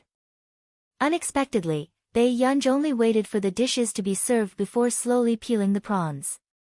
Then, he placed it on the old man's plate. Grandpa, eat more. Our Gu-er is still the most sensible one. She's clearly spoiling Grandpa. The old man, who used to be ruthless in the business world, was now smiling amiably. He was so coaxed that he was on cloud 9. This scene made the expressions of the 3 members of the Qin family turn terrible. In the past, Bei Yunji was overly doted on.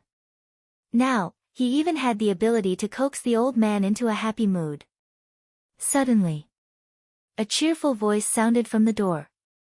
I heard that old Master Qin is also here today. My father specially asked me to visit you.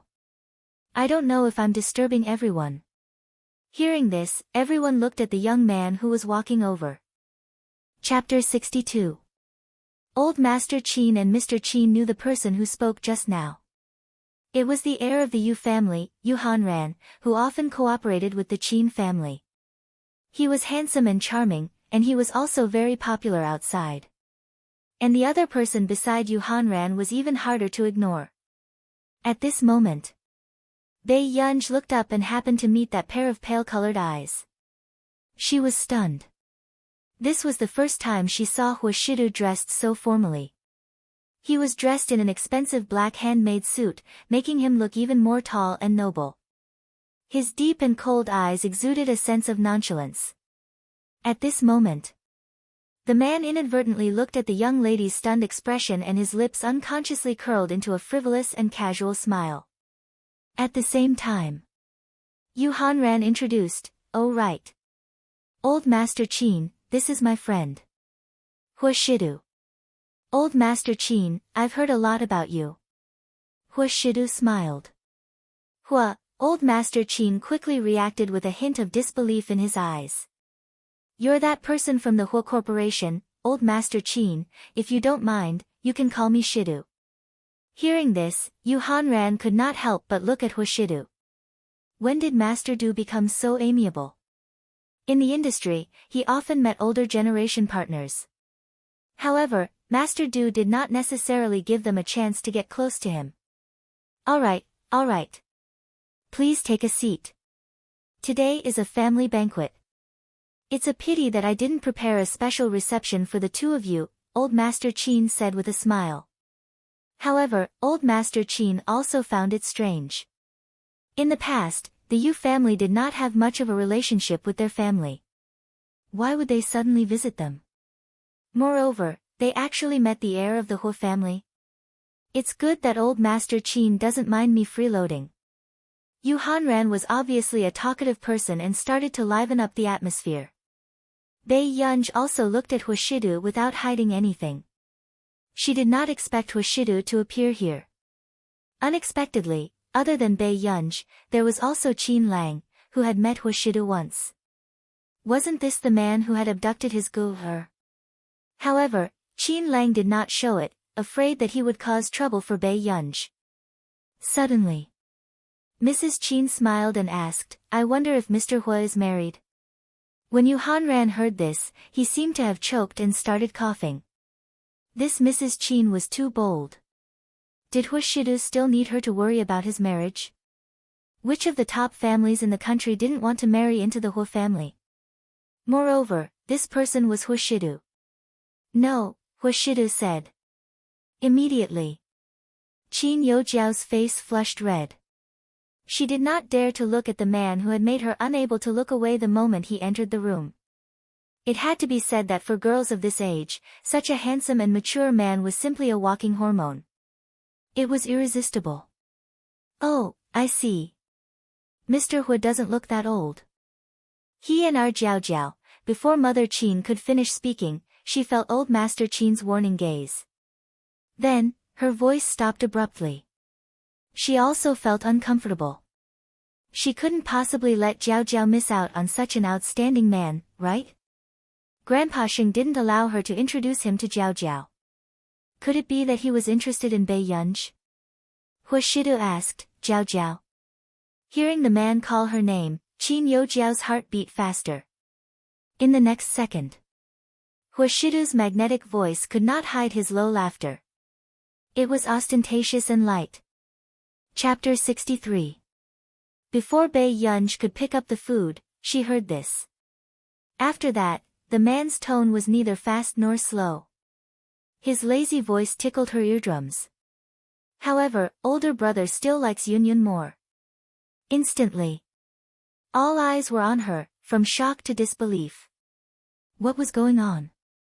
These two knew each other. Suddenly, Qin Youjiao's face turned green and red. Her expression was extremely ugly as she looked at Bei Yunj instinctively. How did Bei Yunj know such a man? When old Master Qin mentioned the Hua surname just now, she suddenly remembered that her friend had mentioned the Hua family. Especially the current president of the Hua Corporation, Huashidu. Even though she was the young lady of the Qin family now, she knew that there was a certain gap between her and this man. But at this moment, she saw with her own eyes that this handsome and dignified man called Bei Yunj Yunyun intimately. Gu, you know each other? Old Master Qin was the first to react and asked in disbelief.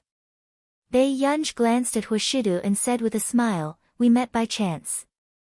Hearing this, however, Yu Hanran, who was beside him, looked at Bei Yunj. The others were skeptical and thought that there might be nothing between the two of them, but he knew Master Du's temper very well.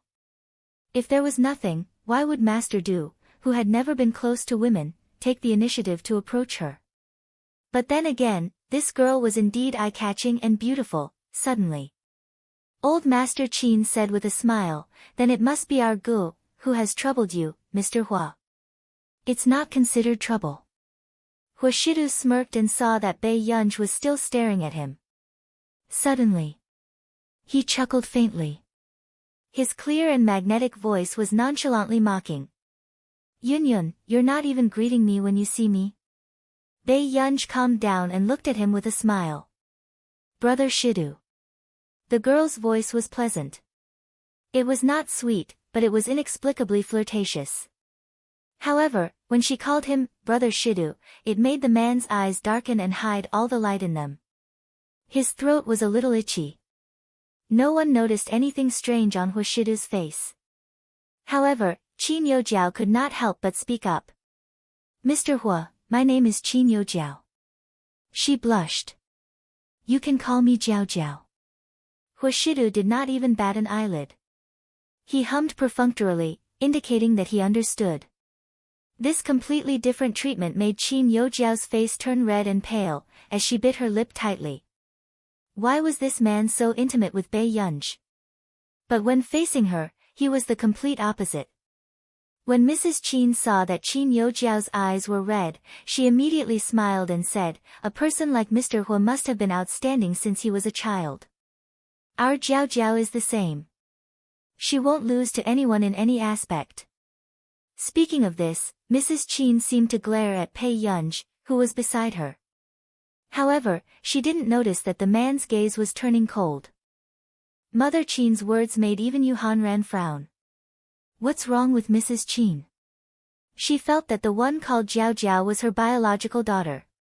The other one was like Cinderella in her stepmother's house. All right. What do you look like as the matriarch of the household? Old Master Qin's expression darkened when he saw that Mrs. Qin could not wait to let Qin Yojiao get familiar with Hua Shidu. I'm just afraid that Mr. Hua will be too bored here, so I let Jiao Jiao chat with Mr. Hua, Mrs. Qin said awkwardly. Chapter 64.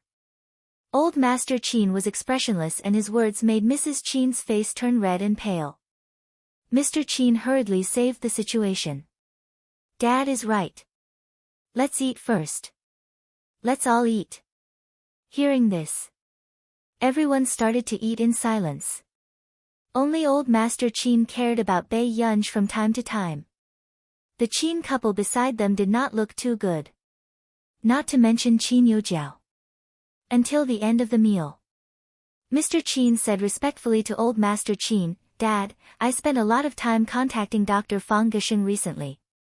Why don't I accompany you to Ming City after a while and see if there's a better treatment?" Fang Gisheng. Isn't it very difficult to invite Dr. Fang? Old Master Qin had heard of this neurologist before. He was very famous in the industry. However, this person was arrogant and was not easy to invite. Hearing this, Mr. Qin's eyes were filled with pride and he said with a smile, "Dr. Fang gave a speech in Hengda previously and had a deep impression of Jiao Jiao. This time, he did it for Jiao Jiao's sake." With that said, old Master Qin did not expect this either. However, Qin Yojiao lowered her head shyly and said softly, "I didn't help much. It's just that Dr. Fang happened to be free, so he gave me face." "Jiao Jiao, why are you being so humble in front of your own family? Why does Dr. Fang only give face to Jiao Jiao and not others?" Mrs. Qin smiled dotingly and said to old Master Qin, "Dad, Jiao Jiao is really concerned about your matters. Apart from the 2 million yuan gift this time, she's also very concerned about your condition and hopes that you can recover soon." With that said, Mrs. Qin could not help but glance at Bei Yunj. Bei Yunj was sitting by the sofa, playing with her phone and had no intention of looking up to speak. She smirked and a trace of disgust flashed past her eyes as she turned her head away. However, she did not expect this scene to be seen by the man beside her. On the other side, Bei Yunj supported her head with one hand and saw a message. "Hello, Miss Pei. I'm Stephen from our nation's medical institute." Then, before Bei Yunj could click agree, she saw 2 more messages. "Sorry, I blacklisted Marcus 2 days ago. I only saw your project today, Stephen. I really like your project. Are you willing to cooperate with me?" Bei Yunj's eyelids twitched. She could tell that Mr. Stephen was quite anxious. She quickly agreed. "Why, gee, this project has been completed. If Mr. Stephen likes it, I can give you a follow-up. However, I have an important relative who needs brain surgery. I wonder if Mr. Stephen can help." At this moment, far away in an overseas research institute, Stephen's eyes lit up and he became excited. He quickly replied to Bei Yunj. "Of course. Any time is fine. However, Miss Pei, can you give me a medical record first?" This was a chance to get closer to the boss. They might even be able to secretly poach people from the computing institute into their medical institute. However, after reading Stephen's message, Bei Yunj thought for a moment and turned to ask old Master Qin. "Grandpa, can I have a copy of your medical record?" Old Master Qin asked instinctively, "Goover, why do you want the medical record? Yunj, don't mess around. Jiao Jiao invited Dr. Fong to be the attending doctor for Grandpa. Mr. Qin frowned. Chapter 65. Bei Yunj looked at him. Can Dr. Fong cure Grandpa 100%? Mr. Qin choked.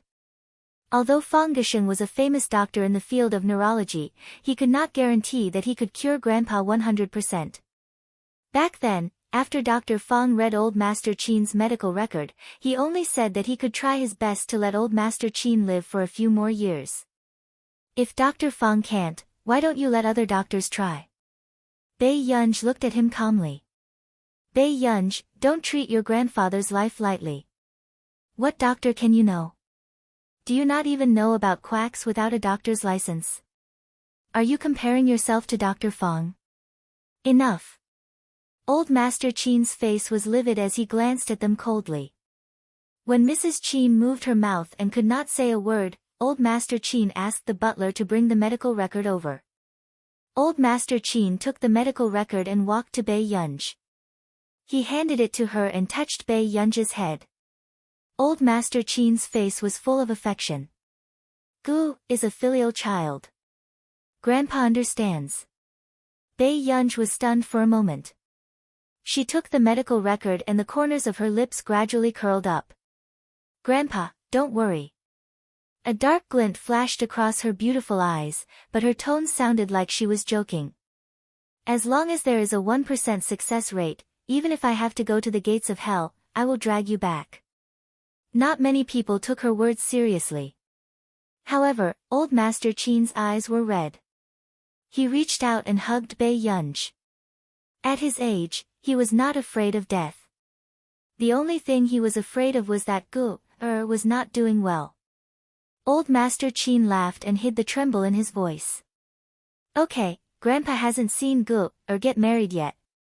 I can't bear to leave. Hearing this, Yu Hanran instinctively looked at Huashidu beside him. He saw Huashidu standing at the side. His well-defined hand tugged at his tie impatiently, and the tip of his throat moved.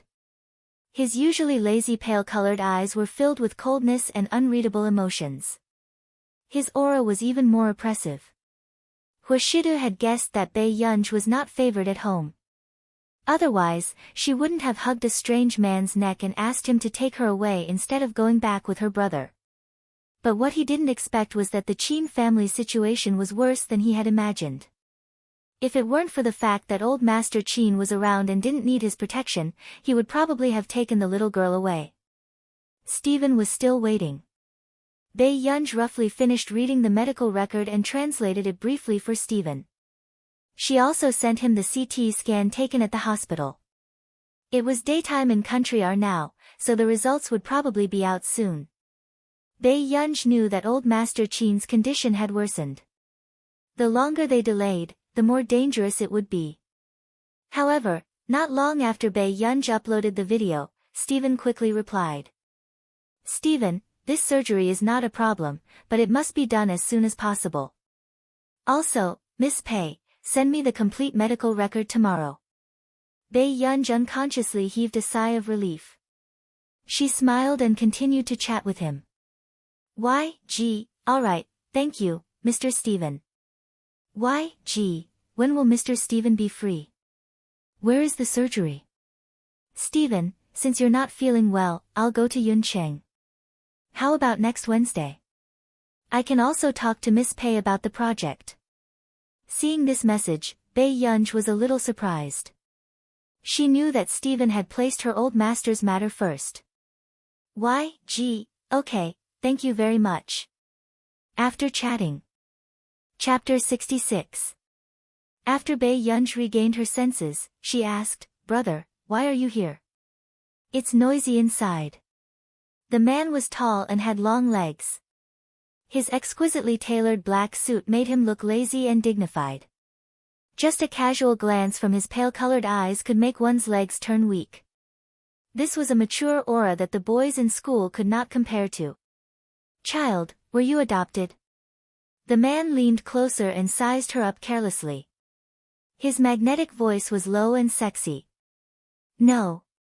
Bei Yunj seemed to have smelled the faint smell of alcohol on the man. She hesitated for a moment. Brother, did you drink? Before she could finish speaking, she was interrupted by a voice not far away. Jiao Jiao, don't go. What will happen to Mom if you leave? Qin Yojiao ran out of the hall crying and accidentally fell to the ground. Mrs. Qin chased after her anxiously. She hurriedly helped her up, her eyes filled with heartache. Jiao Jiao, did it hurt? Mom, I'm not from the Qin family. I'm an outsider. Qin Yojiao sobbed. Mrs. Qin hugged Qin Yojiao. No, Jiao Jiao will always be my only daughter. Jiao Jiao, Dad raised you for 19 years. How could I treat you as an outsider? Mr. Qin had always been calm, but he also showed his nervousness towards Qin Yojiao. Not far away. This scene of family harmony was reflected in Bei Yunj's eyes. Bei Yunj was still smiling, but her smile did not reach her eyes. But she did not notice. The man's eyes were dark and unreadable. His gaze was calm, but inexplicably aggressive. In the next second, he reached out his slender hand and pulled up Bei Yunj's wide hood frivolously. Before Bei Yunj could react, the hood covered half of her face. Her vision was covered immediately. She only heard the man's casual voice. It was a little magnetic, but also a little seductive. What are you looking at? Are you prettier than me? Bei Yunj was a little afraid of the dark. She looked up instinctively, only revealing her exquisite chin. The man's gaze happened to land on her red lips. He was a little careless. Bei Yunj had already grabbed the hem of Huashidu's suit instinctively and was extremely close to him. Subsequently, she was just about to take off her hat when he grabbed her hand. With a slight push, Bei Yunj fell forward and crashed into the man's muscular chest. Bei Yunj looked up, but she could not see Huashidu's lips curling up. His gaze was fixed on her. She heard the man's joyful voice ringing out. Her laughter was very charming. There's nothing to see, Yunyun. His slender, jade-like hand intimately pinched the back of her neck. Bei Yunj felt her spine go numb and her body go limp. He almost lost his balance. What was wrong with this man today? She was seducing people endlessly. Not far away, Qin Yojiao had just been comforted by the Qin couple and there was a smug look in her eyes as she tried to find Bei Yunj. However, he didn't expect to see Bei Yunj with a hoodie covering her head. She had just steadied herself with one hand on the man's waist. The elegant and handsome man stared straight at Bei Yunj. He seemed to be deliberately teasing her. The atmosphere was not heavy at all. She also didn't see Bei Yunj's disheveled appearance that she wanted to see. Instantly, Qin Yojiao's expression darkened even more. The jealousy in her heart surged and burned with jealousy. Bei Yunj used to care about the Qin couple's attitude towards her the most. But now, she was actually flirting with another man and didn't care at all. Chapter 67. Over here. Before Bei Yunj could take off her hat, she heard the man's lazy voice. Yunyun, don't keep touching my waist secretly. Bei Yunj had just taken off her hat and was about to speak when she met the man's light eyes so closely for the first time. She knew that the man's eyes were good-looking and the corners of his upturned eyes were charming. They should be filled with affection. However, there was only indifference and coldness in his pale-colored pupils. They were like the cold moon hanging high in the sky.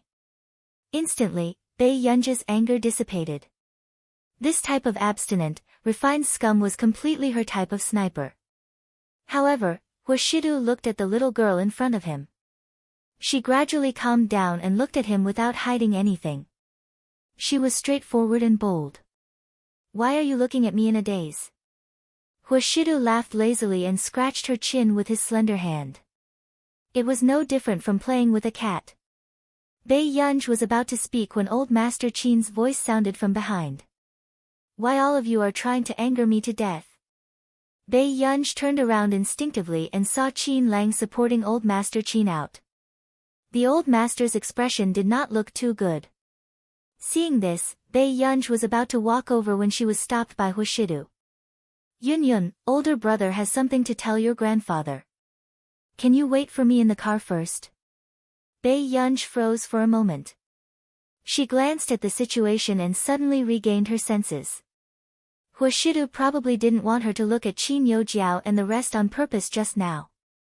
She suppressed her thoughts and took the keys from Hushidu. Soon.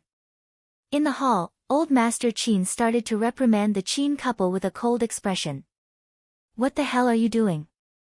Gu, isn't your daughter and you didn't even announce it? Why are you hiding this from me? Do you think that I won't live for another year or two anyway? Hearing this, Mr. Qin looked flustered. Dad, it's not like that. If it's not like that, what is it? Is this how you treat my granddaughter? Thinking of how nervous this couple was when they ran out just now to comfort Qin Yojiao, Old Master Qin wanted to chase them out. She's not your biological daughter. You value her more than anything else. Old Master Qin's face was livid. Mother Qin pursed her lips and said unwillingly, Dad, you can't be so biased. Bei Yunj is your granddaughter, and you watched Jiao Jiao grow up. That still can't compare to my own granddaughter. At this point, Old Master Qin seemed to be too angry and clutched his throbbing heart. This scene made Qin Lang nervous again. Grandpa, are you all right? When they were inside, Old Master Qin had almost fainted from anger, giving Qin Lang a fright. Dad. Mr. and Mrs. Qin also became nervous as guilt rose in their hearts. After that. Suddenly, there was a sound at the door. Old Mr. Qin, please take a seat first. When everyone heard this, they turned around and realized that it was Hushidu. Yu Hanran, who was watching the commotion, immediately stood up and wanted to speak to Hushidu. However, he heard Hushidu say, you can go back first. I still have something on. Yu Hanran was speechless. Was Master Du treating him as a tool? He asked him to bring him to the Qin family and now he was chasing him away. Master Du, aren't we leaving together? Yu Hanran said with a thick-skinned smile. Hearing this, Hushidu glanced at him indifferently. Chapter 68. After Yu Hanran left. Mr. Qin, who was beside him, said hesitantly, Mr. Hua, I came in a hurry today and didn't have time to choose a gift. Hushidu's tone was neither fast nor slow. Everyone in the hall was stunned. Then, they saw Hushidu walk in front of Old Master Qin. His well-defined hand placed a brand new cooperation agreement on the table. This is my gift to Yunyun. With that said, Mr. and Mrs. Qin's expressions changed. On the other hand, Qin Yojiao, who had not dared to make a sound and had hatred in her eyes, turned pale and bit her lip tightly. She looked at the noble and casual man in front of her in disbelief. Mr. Hua, Old Master Qin was also stunned for a moment and did not look at the contents of the agreement. I heard from Mrs. Qin just now that Yunyun only gave Old Master Qin a scarf she knitted herself. The man's thin red lips curled up and his tone was casual, but it was straightforward and ostentatious, not hiding his indulgence. She's a little childish. But the way little girls express their likes has never been subtle. However, since Mrs. Qin thinks it's not suitable, I'll make up for it for Yunyun. Hearing this, Old Master Qin instinctively looked at the agreement and could not help but pause. It was the 3-year cooperation plan between the Hua Corporation and the Qin Corporation. One had to know that with the Qin Corporation's qualifications, it was impossible for them to cooperate with a corporation like the Hua Corporation. Working with such a corporation, other than allowing the Qin Corporation to expand their connections, just the profits brought by this cooperation alone were comparable to the total output of the Qin Corporation for a few years. Besides, the Qin Corporation almost took the majority of the profits from this agreement. Mr. Hua, your gift is too expensive. I can't accept it. Old Master Qin immediately rejected him. If he really took this agreement, wouldn't he be selling his granddaughter? At this moment, when Mrs. Qin and the rest heard this, they could roughly guess the value of that contract.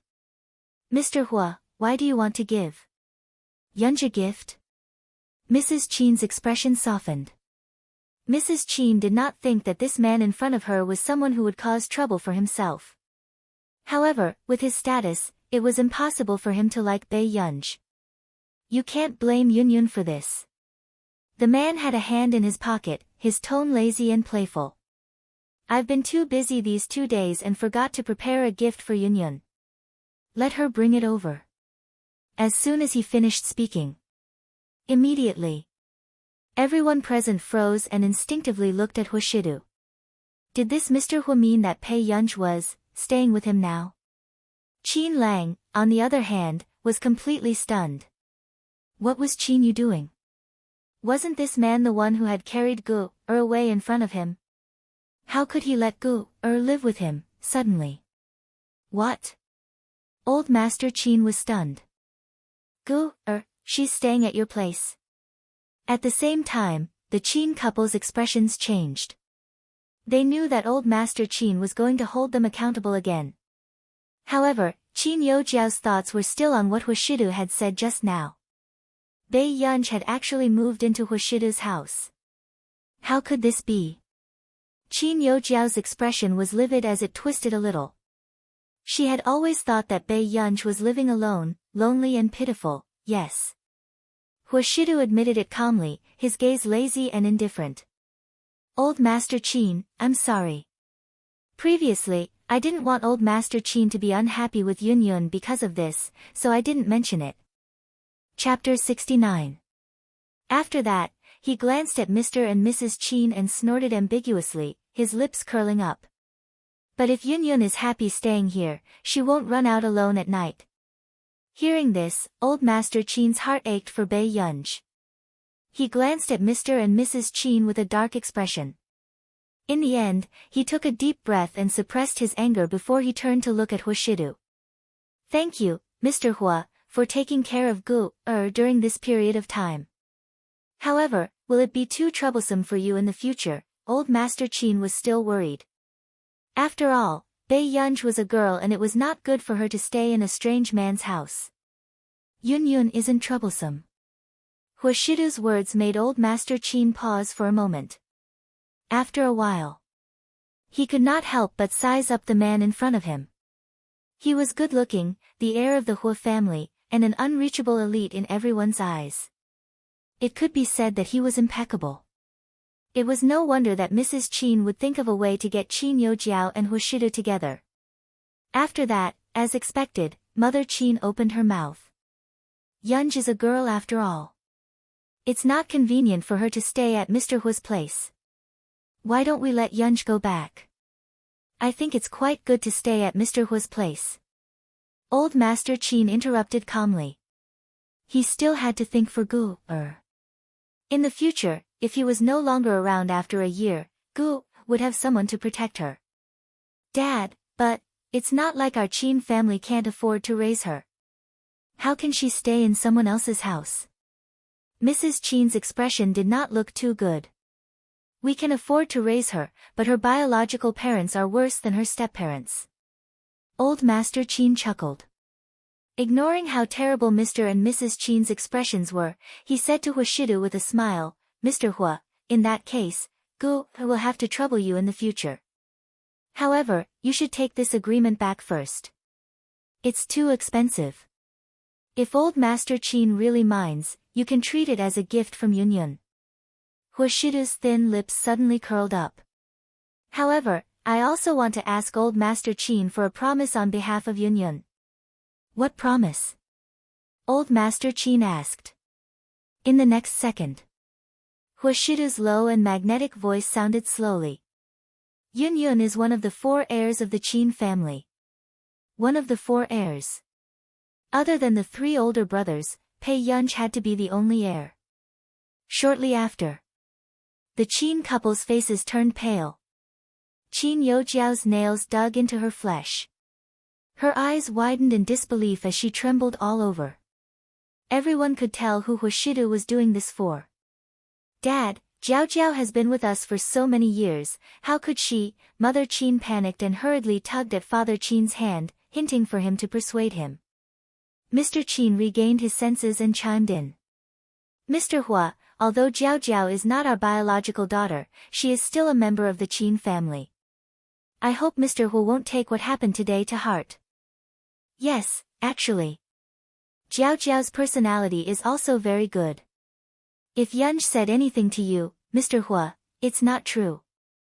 Mrs. Qin hurriedly explained for Qin Youjiao. Does Mr. Hua also think that I snatched all of this from Bei Yunj? Qin Youjiao asked. She bit her lips again with a stubborn look on her face. Hua Shidu glanced at her indifferently, looking lazy and casual. Seeing this, Qin Youjiao shut her mouth inexplicably, not daring to speak again. Next. Did she agree to let you take it? Chapter 70. In that instant, Qin Youjiao's face was pale and her lips trembled slightly, but she could not say anything. Hua Shidu had just returned when he saw Bei Yunj sitting by the front passenger seat with her head propped up. Brother? Bei Yunj saw Hua Shidu very quickly and asked, Did you drink? Tsing Su will come and drive later. With that said, Bei Yunj opened the car door, as if she wanted to sit in the back seat with him and ask him something. He smirked silently and opened the back door, letting Bei Yunj get in first. Within moments, Hua Shidu sat beside Bei Yunj and closed the car door. The atmosphere in the car was silent, but it was not awkward. Bei Yunj quickly interrupted the atmosphere. Brother, where did you go just now? She asked again, Did you tell my old master that I'm staying with you? Hua Shidu tugged at his tie impatiently and threw it aside. He loosened 2 buttons and leaned against the seat lazily. His long legs were crossed casually and he looked refined and indifferent. Why? Bei Yunj could not help asking. Hearing this, the man looked up slightly and stared straight at her with his pale-colored eyes. In the next second, the man's low and magnetic laughter made his sexy Adam's apple move. It was pleasant and sexy. It's not easy to raise a young lady. I got some fees from the old master. Bei Yunj's eyelids moved slightly. What did the old master say? His tone was casual. He told you to listen to me and study hard. Don't fall in love early. Got it. After Bei Yunj finished speaking, she could not help but look at Hua Shidu. She had a feeling that there was something wrong with this man's condition today. Usually, this man liked to tease her, but it was not like today. His lazy appearance looked seductive from the bottom of his bones. He was inexplicably frivolous and lazy, making her blush and her heart race. He looked like a refined scum. The next morning, before Bei Yunj woke up, she heard movement at the door. It sounded like a woman's voice. Then, she frowned, but before she could react, the door was suddenly opened. Master Du, I've brought you breakfast. How long do you want to arrange Mrs. Tutoring? A woman's voice entered the bedroom, bringing with it a strong smell of perfume. It directly covered the original aura of the bedroom. Immediately, Bei Yunj didn't feel sleepy at all.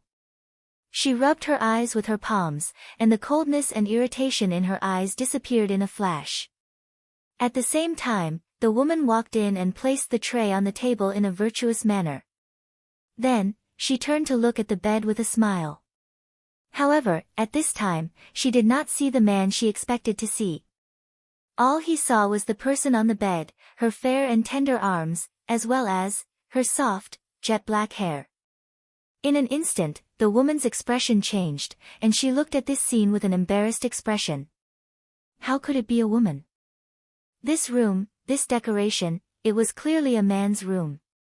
Without waiting for the woman's expression to ease, the person on the bed slowly sat up, revealing her bright and charming face. Bei Yunj lazily put on her slippers and stood up. Her legs were slender and fair under the nightgown. Tutor me. Bei Yunj laughed and asked again. In an instant, the woman's face turned red and green. She forced a smile. Yes, Mississippi, it was not easy for her to fight for the opportunity to be a tutor at Master Du's house. At first, she thought that Master Du's sister needed tuition. Chapter 71. Wait for me downstairs.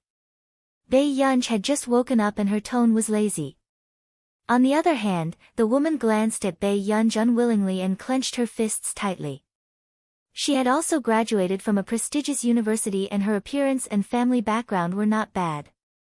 She actually had to tutor a high school student who was being supported by a mistress. The woman did not think that this overly good-looking girl in front of her would have any shocking background. Don't you understand what I'm saying? Bei Yunj glanced at her with a faint smile. Instantly, the woman shivered inexplicably and left the bedroom immediately. 10 minutes later. After Bei Yunj washed up, she changed her clothes and went downstairs. She looked up and saw the woman sitting by the sofa. She was wearing a tight V-neck chiffon dress that accentuated her curves. However, she did not seem to be here for tutoring. Otherwise, she would not have gone upstairs with breakfast and opened Hoshida's door directly. The woman also heard the commotion on the stairs and immediately said with a smile, "Miss, I'm really sorry. I didn't know you were sleeping there, it's okay. I didn't expect the teacher to be so enthusiastic either." Bei Yunj smiled slowly. These words made the woman's face turn red. "When do we start?" Bei Yunj asked. Although Bei Yunj looked free and unrestrained, she did not like to trouble people.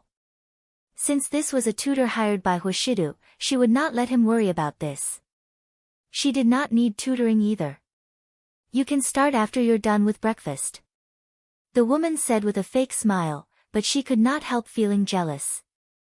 How could such an ignorant little girl attract Master Du's interest?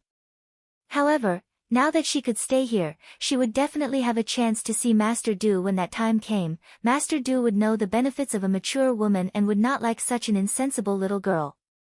At this thought, the woman's expression softened and she waited patiently by the side. At the dining table, Bei Yunj ate breakfast and sent the translated medical record to Stephen. At this moment, Aunt Meow walked over unhappily and glanced at the person on the sofa with disgust. "Miss Yunj, this woman doesn't seem to have any manners. If you don't like her, why don't you change her?" Auntie Meow had seen the woman's series of actions just now. How could she not know what she was thinking? Old mistress definitely wouldn't like such a seductive appearance. "I'm fine." Bei Yunj curled her lips and didn't seem to mind. "But will this woman teach you wholeheartedly?" Aunt Meow frowned. "Let's give it a try." "Aunt Meow, there's nothing much to do today. You should go and rest." When Auntie Meow heard this, she smiled helplessly and said, "All right, keep an eye on this woman too. Don't let her get away with it." After that, before leaving, Auntie Meow gave Bei Yunj a meaningful look that was filled with encouragement and determination. Bei Yunj's chopsticks paused. Question mark. By the time Bei Yunj finished her breakfast, more than half an hour had passed. Beside the coffee table in the hall, the woman asked Bei Yunj to take out her books first. The moment she opened the exercise book, she saw that it was filled with mistakes. It was a tragic sight. A trace of sarcasm flashed past her eyes. Her face was not bad, but she was indeed an idiot. Then, the woman smiled, her tone filled with disdain. "Miss, it's very difficult for you to learn well with your foundation. So I will be more strict in the following tutoring. I hope you can cooperate as much as possible." Chapter 72. When Bei Yunj saw this, the corners of his lips curled up, but his smile did not reach his eyes. "Teacher, I think you might have misunderstood something." The sarcasm on the woman's face froze. After that, she then heard Bei Yunj say playfully, "Whether I learn it or not depends on your ability." The woman could not hold back her expression. "If you don't learn, how can I teach you? How's your daily salary?" Bei Yunj asked unhurriedly. Instantly, the woman pursed her lips and could only stare gloomily at Bei Yunj. Her daily salary was more than 10 times the market rate.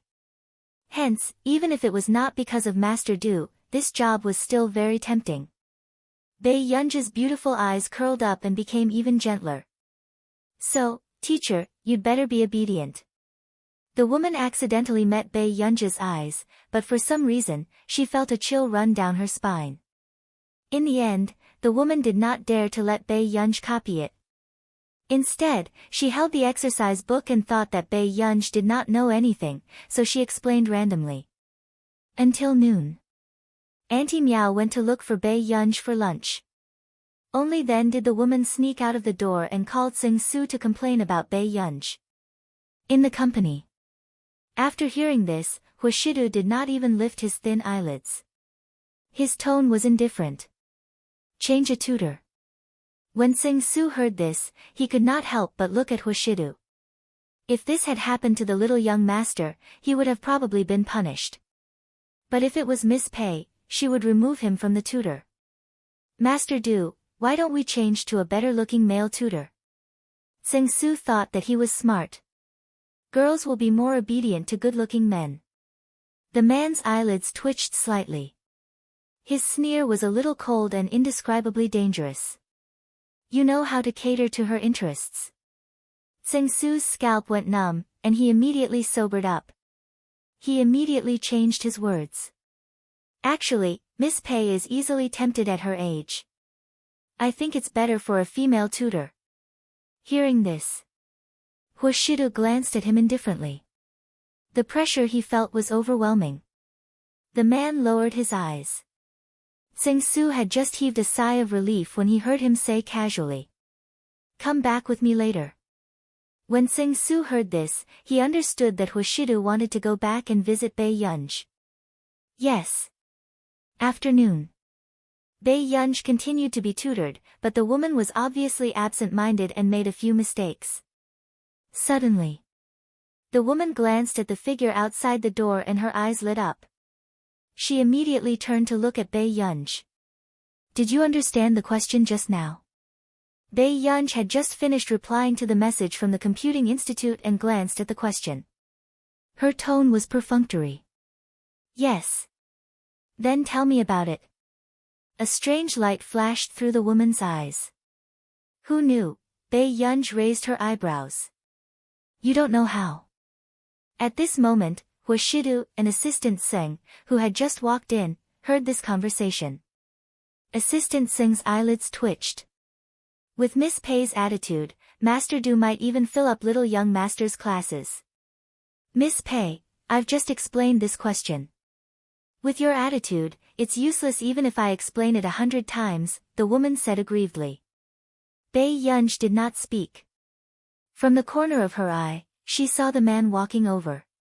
Brother. Bei Yunj's eyes curved and her gaze was very clear. Why are you here? Even if he was angry, he had to calm down when he saw this harmless appearance. You don't understand the question. Huashidu walked to Bei Yunj's side. Before Bei Yunj could speak, the woman explained, it's Mrs. Attitude that's not right. Chapter 73. Bei Yunj glanced at her. The woman averted her gaze, but quickly looked up and met Bei Yunj's eyes, looking smug. Who knew? The next moment, the man's tone was light. Sing Su, settle her daily salary. You don't have to teach her in the future. Instantly, the woman's expression changed and she looked at Huashidu. She could not understand why she was the one who was switched. Master Du, this is not my fault. The woman sounded aggrieved. Huashidu's gaze shifted away from the exercise book.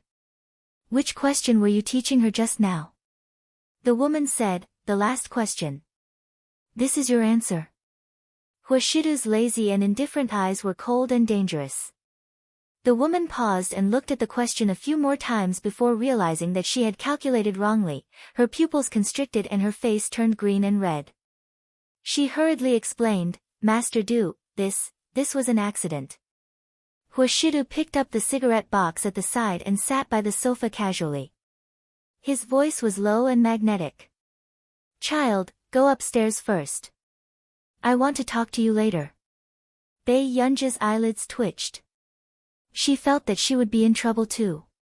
Every time Huashidu called her like this, nothing good would happen. Okay. Bei Yunj went upstairs. Then, the atmosphere became even more silent and cold. The man's gaze was lazy and the corners of his upturned eyes were charming. He flicked the cigarette ash with his fingers. His casual appearance made people not dare to breathe loudly. Fear appeared in the woman's eyes and she could not help but say gently, Master Du, give me another chance. I will definitely teach Miss well. However, Hoshida glanced at her calmly and asked indifferently, do you think you look like a teacher? In an instant, the woman's face turned pale and her body stiffened. Tsing-su, who was at the side, felt a chill down his spine. After all, Master Du had handed this task to him, indeed. Then, the man looked up, his gaze oppressive and dangerous. Tsing-su, is this what you did for me? Tsing-su's scalp turned numb, but he immediately walked in front of Hoshida and lowered his head to admit it. Master Du, I'm sorry. This is my fault. I don't want this to happen again. With that, Hoshida extinguished the cigarette and turned to go upstairs. The woman's expression was unsightly, and she had yet to recover from her fear. When she thought of the man's gaze just now, she felt a little unsteady on her feet, and her back broke out in cold sweat. All right, it's time for you to leave.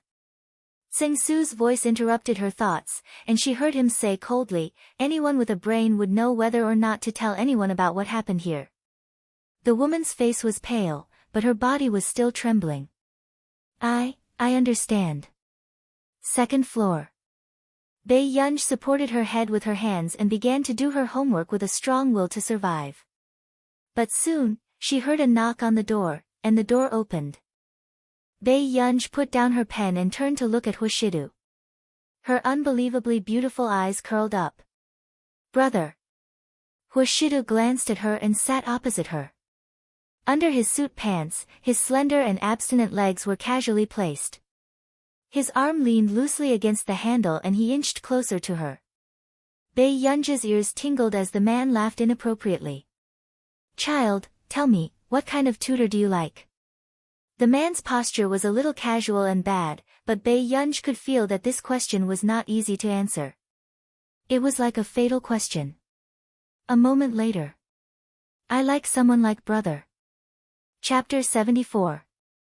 After saying that, Bei Yunj even smiled reservedly. When the man heard this, his gaze was unfathomable.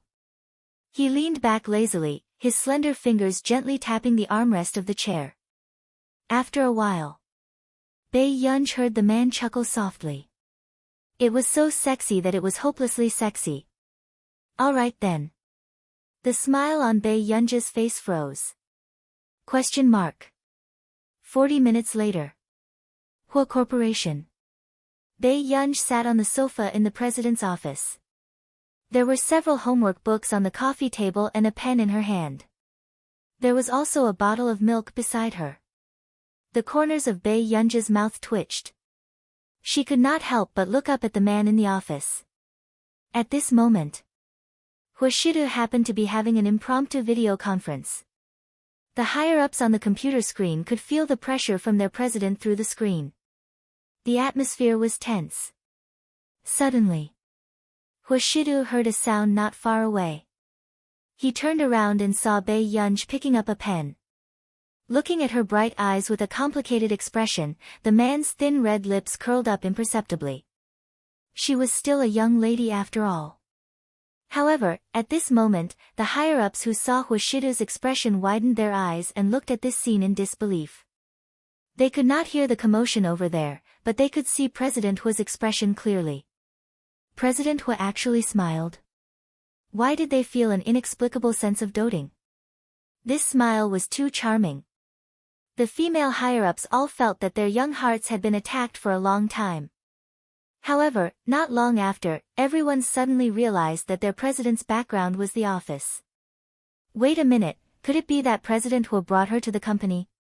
Suddenly, Hoshida's low voice sounded.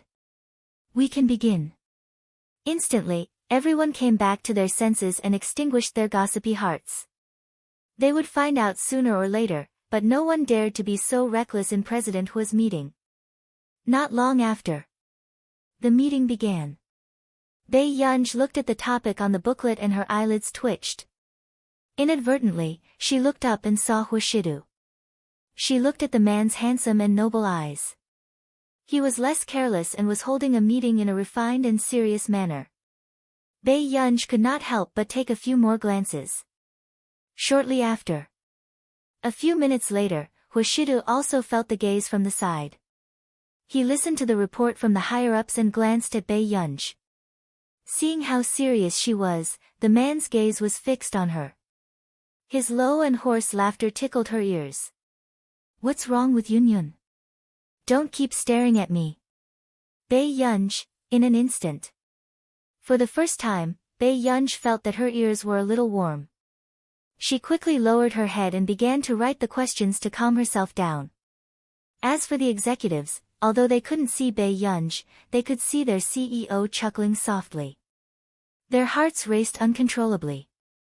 Was President Hu trying to provoke her hormones today? His HP bar had been emptied. Seeing that Bei Yunj had started to do her homework obediently, Hoshido turned around and spoke in a lazy and cold tone. Continue. Okay. Okay, President Hua. The higher-ups' feelings today could no longer be described as complicated. They had never thought that their CEO, the flower of the mountain, would be so flirtatious in private. That lazy tone seemed to be intentionally or unintentionally seductive, making people blush uncontrollably. Chapter 75. After the meeting. Seeing that Bei Yunj was doing her homework, Hoshido stopped teasing her. But not long after. Bei Yunj suddenly received a call. She glanced at Hoshido, who was working. She walked to the door. What's wrong? After Bei Yunj answered the call, she asked slowly. Be student Pei, have you gone online? Chu Zhixing's expression was extremely ugly when he saw those comments online. Student Pei was such a good person. Why should she be ridiculed like that? What happened? A dark look flashed past Bei Yunj's eyes. Seeing that Bei Yunj really didn't know about this, Chu Zhixing gritted his teeth. Everyone on the internet is saying that you're the daughter of the Qin family. Besides, the comments aren't very nice. Actually, more people on the internet were saying that Bei Yunj was the illegitimate daughter of the Qin family. However, the Qin family deliberately covered it up, so Bei Yunj took advantage of it. And such a thing could be discussed by the public. Of course, it was because someone deliberately released the news to control the popularity. As for the person who did such a thing, other than Qin Youjiao, no one else would do it. After all, Old Master Qin had just forced the Qin couple to publicly acknowledge their daughter yesterday. Today, bad news about her started to appear. You're quite capable. Bei Yunj snorted and leaned against the wall lazily. Huh? Chu Zhixing was confused and didn't know what Bei Yunj was talking about. I got it. Thank you. Bei Yunj's red lips curved, looking calm. You're welcome, Chu Zhixing said worriedly. Student Pei, let the Qin family settle this quickly. He saw that Qin Youjiao's fans had gone crazy and were insulting Bei Yunj everywhere. They accused Bei Yunj of snatching Qin Youjiao's things. They even dug out a lot of Bei Yunj's information and compared it with Qin Youjiao. They mocked her sarcastically. There was a huge difference between a pheasant and a phoenix. The Qin family? Bei Yunj laughed ambiguously, but there was no smile in her eyes. I got it. I'll hang up first. Okay. Chu Zhixing nodded. Not long after. Bei Yunj hung up the phone and went back to her office. Brother, can you lend me your computer for a while? Bei Yunj suddenly asked. Hoshido looked at his watch. Bei Yunj had been writing for more than an hour just now. The man nodded. Is a notebook okay? Anything is fine. Bei Yunj sat beside Hoshido and looked at him with a smile. Seeing this, the tip of the man's throat rolled, overflowing with a faint chuckle. He placed the notebook in front of Bei Yunj. After the break, I still have to continue writing. The man said casually. Bei Yunj. Okay. Within a few minutes. Bei Yunj logged into the social media app and saw the entry at the top of the list. Hashtag Qin family Bei Yunj. Hashtag her beautiful eyes curled up, but there was no emotion in her eyes. After clicking on it, she roughly flipped through the content. It was nothing more than a marketing account that had exposed her family background and her school situation. However, the most vicious people were Qin Youjiao's fans and a large number of righteous netizens. Even illegitimate daughters are causing trouble these days. Who is she trying to disgust? Goodbye, is there something wrong with the Qin family's brains? People who can't be seen in public shouldn't appear in front of the public. It's an eyesore. Smile, don't compare my Jiao Jiao to someone. My Jiao Jiao went on a piano tour when she was 19 years old. What about her? Ask if she's worthy first. Chapter 76. However much face Qin Youjiao can bring to the Qin family, a certain someone can bring shame to the Qin family. Congratulations to the Qin family for getting rid of the scourge. How disgusting. Do you think you're a phoenix just because you've climbed up the social ladder? Stay away from my Jiao Jiao. My heart aches for Jiao Jiao. The little princess who has been doted on by her brothers since she was young has to suffer this now. I hope her brothers will protect Jiao Jiao well. Ugh, if you like other people's things so much, why don't you die early and be reincarnated into a good family? Smile, Pei Yunj glanced at it and saw that someone had already uploaded her photo online. However, it was a photo of the original protagonist in school before she was reborn. Because she was not confident, the original protagonist almost covered her face with black-rimmed glasses and smeared her face in a strange way. She was wearing an inappropriate school uniform and looked like a weirdo. On the other hand, Qin Youjiao's fans deliberately compared this ugly photo with Qin Youjiao's exquisite photo, causing a large number of netizens to sigh. They were both daughters of the Qin family, but the difference between them was like heaven and earth.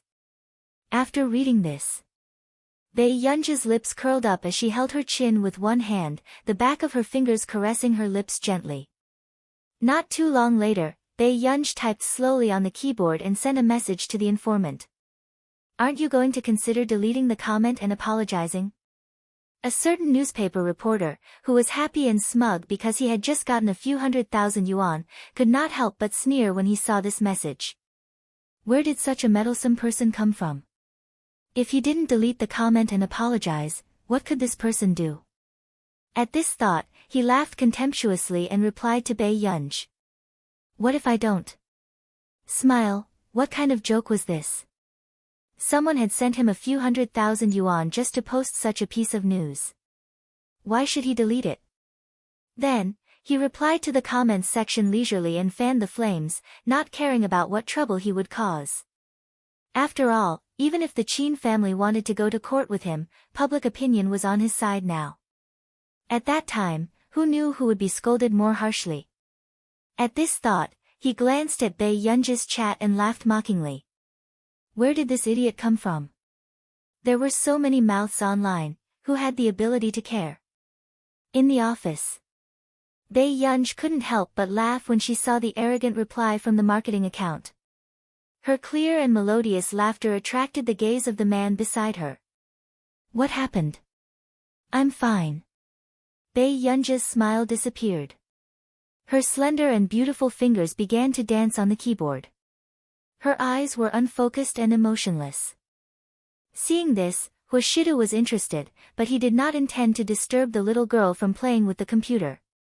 10 minutes later, a certain newspaper reporter, who was so happy that he wanted to go to the bank to withdraw money to count the money, was stunned and almost couldn't laugh anymore. What's going on? He looked at the mouse arrow on the screen and moved on its own. Then, he stopped breathing. After he came back to his senses, he frantically tapped on the keyboard and clicked on the mouse. However, he could only see the arrow slowly entering his personal account, as if it was looking for something. F***CK. The newspaper reporter immediately had a bad premonition, and a chill ran down his spine. After coming back to his senses, he hurriedly made a phone call, wanting to seek help from his computer science friends. However, the next moment, the arrow on the screen suddenly stopped moving. When the reporter saw this, he was stunned for a moment. He thought that there was a bug just now, and then he heaved a sigh of relief. However, he didn't expect that before he could relax, he would see another line of words in the chat box just now.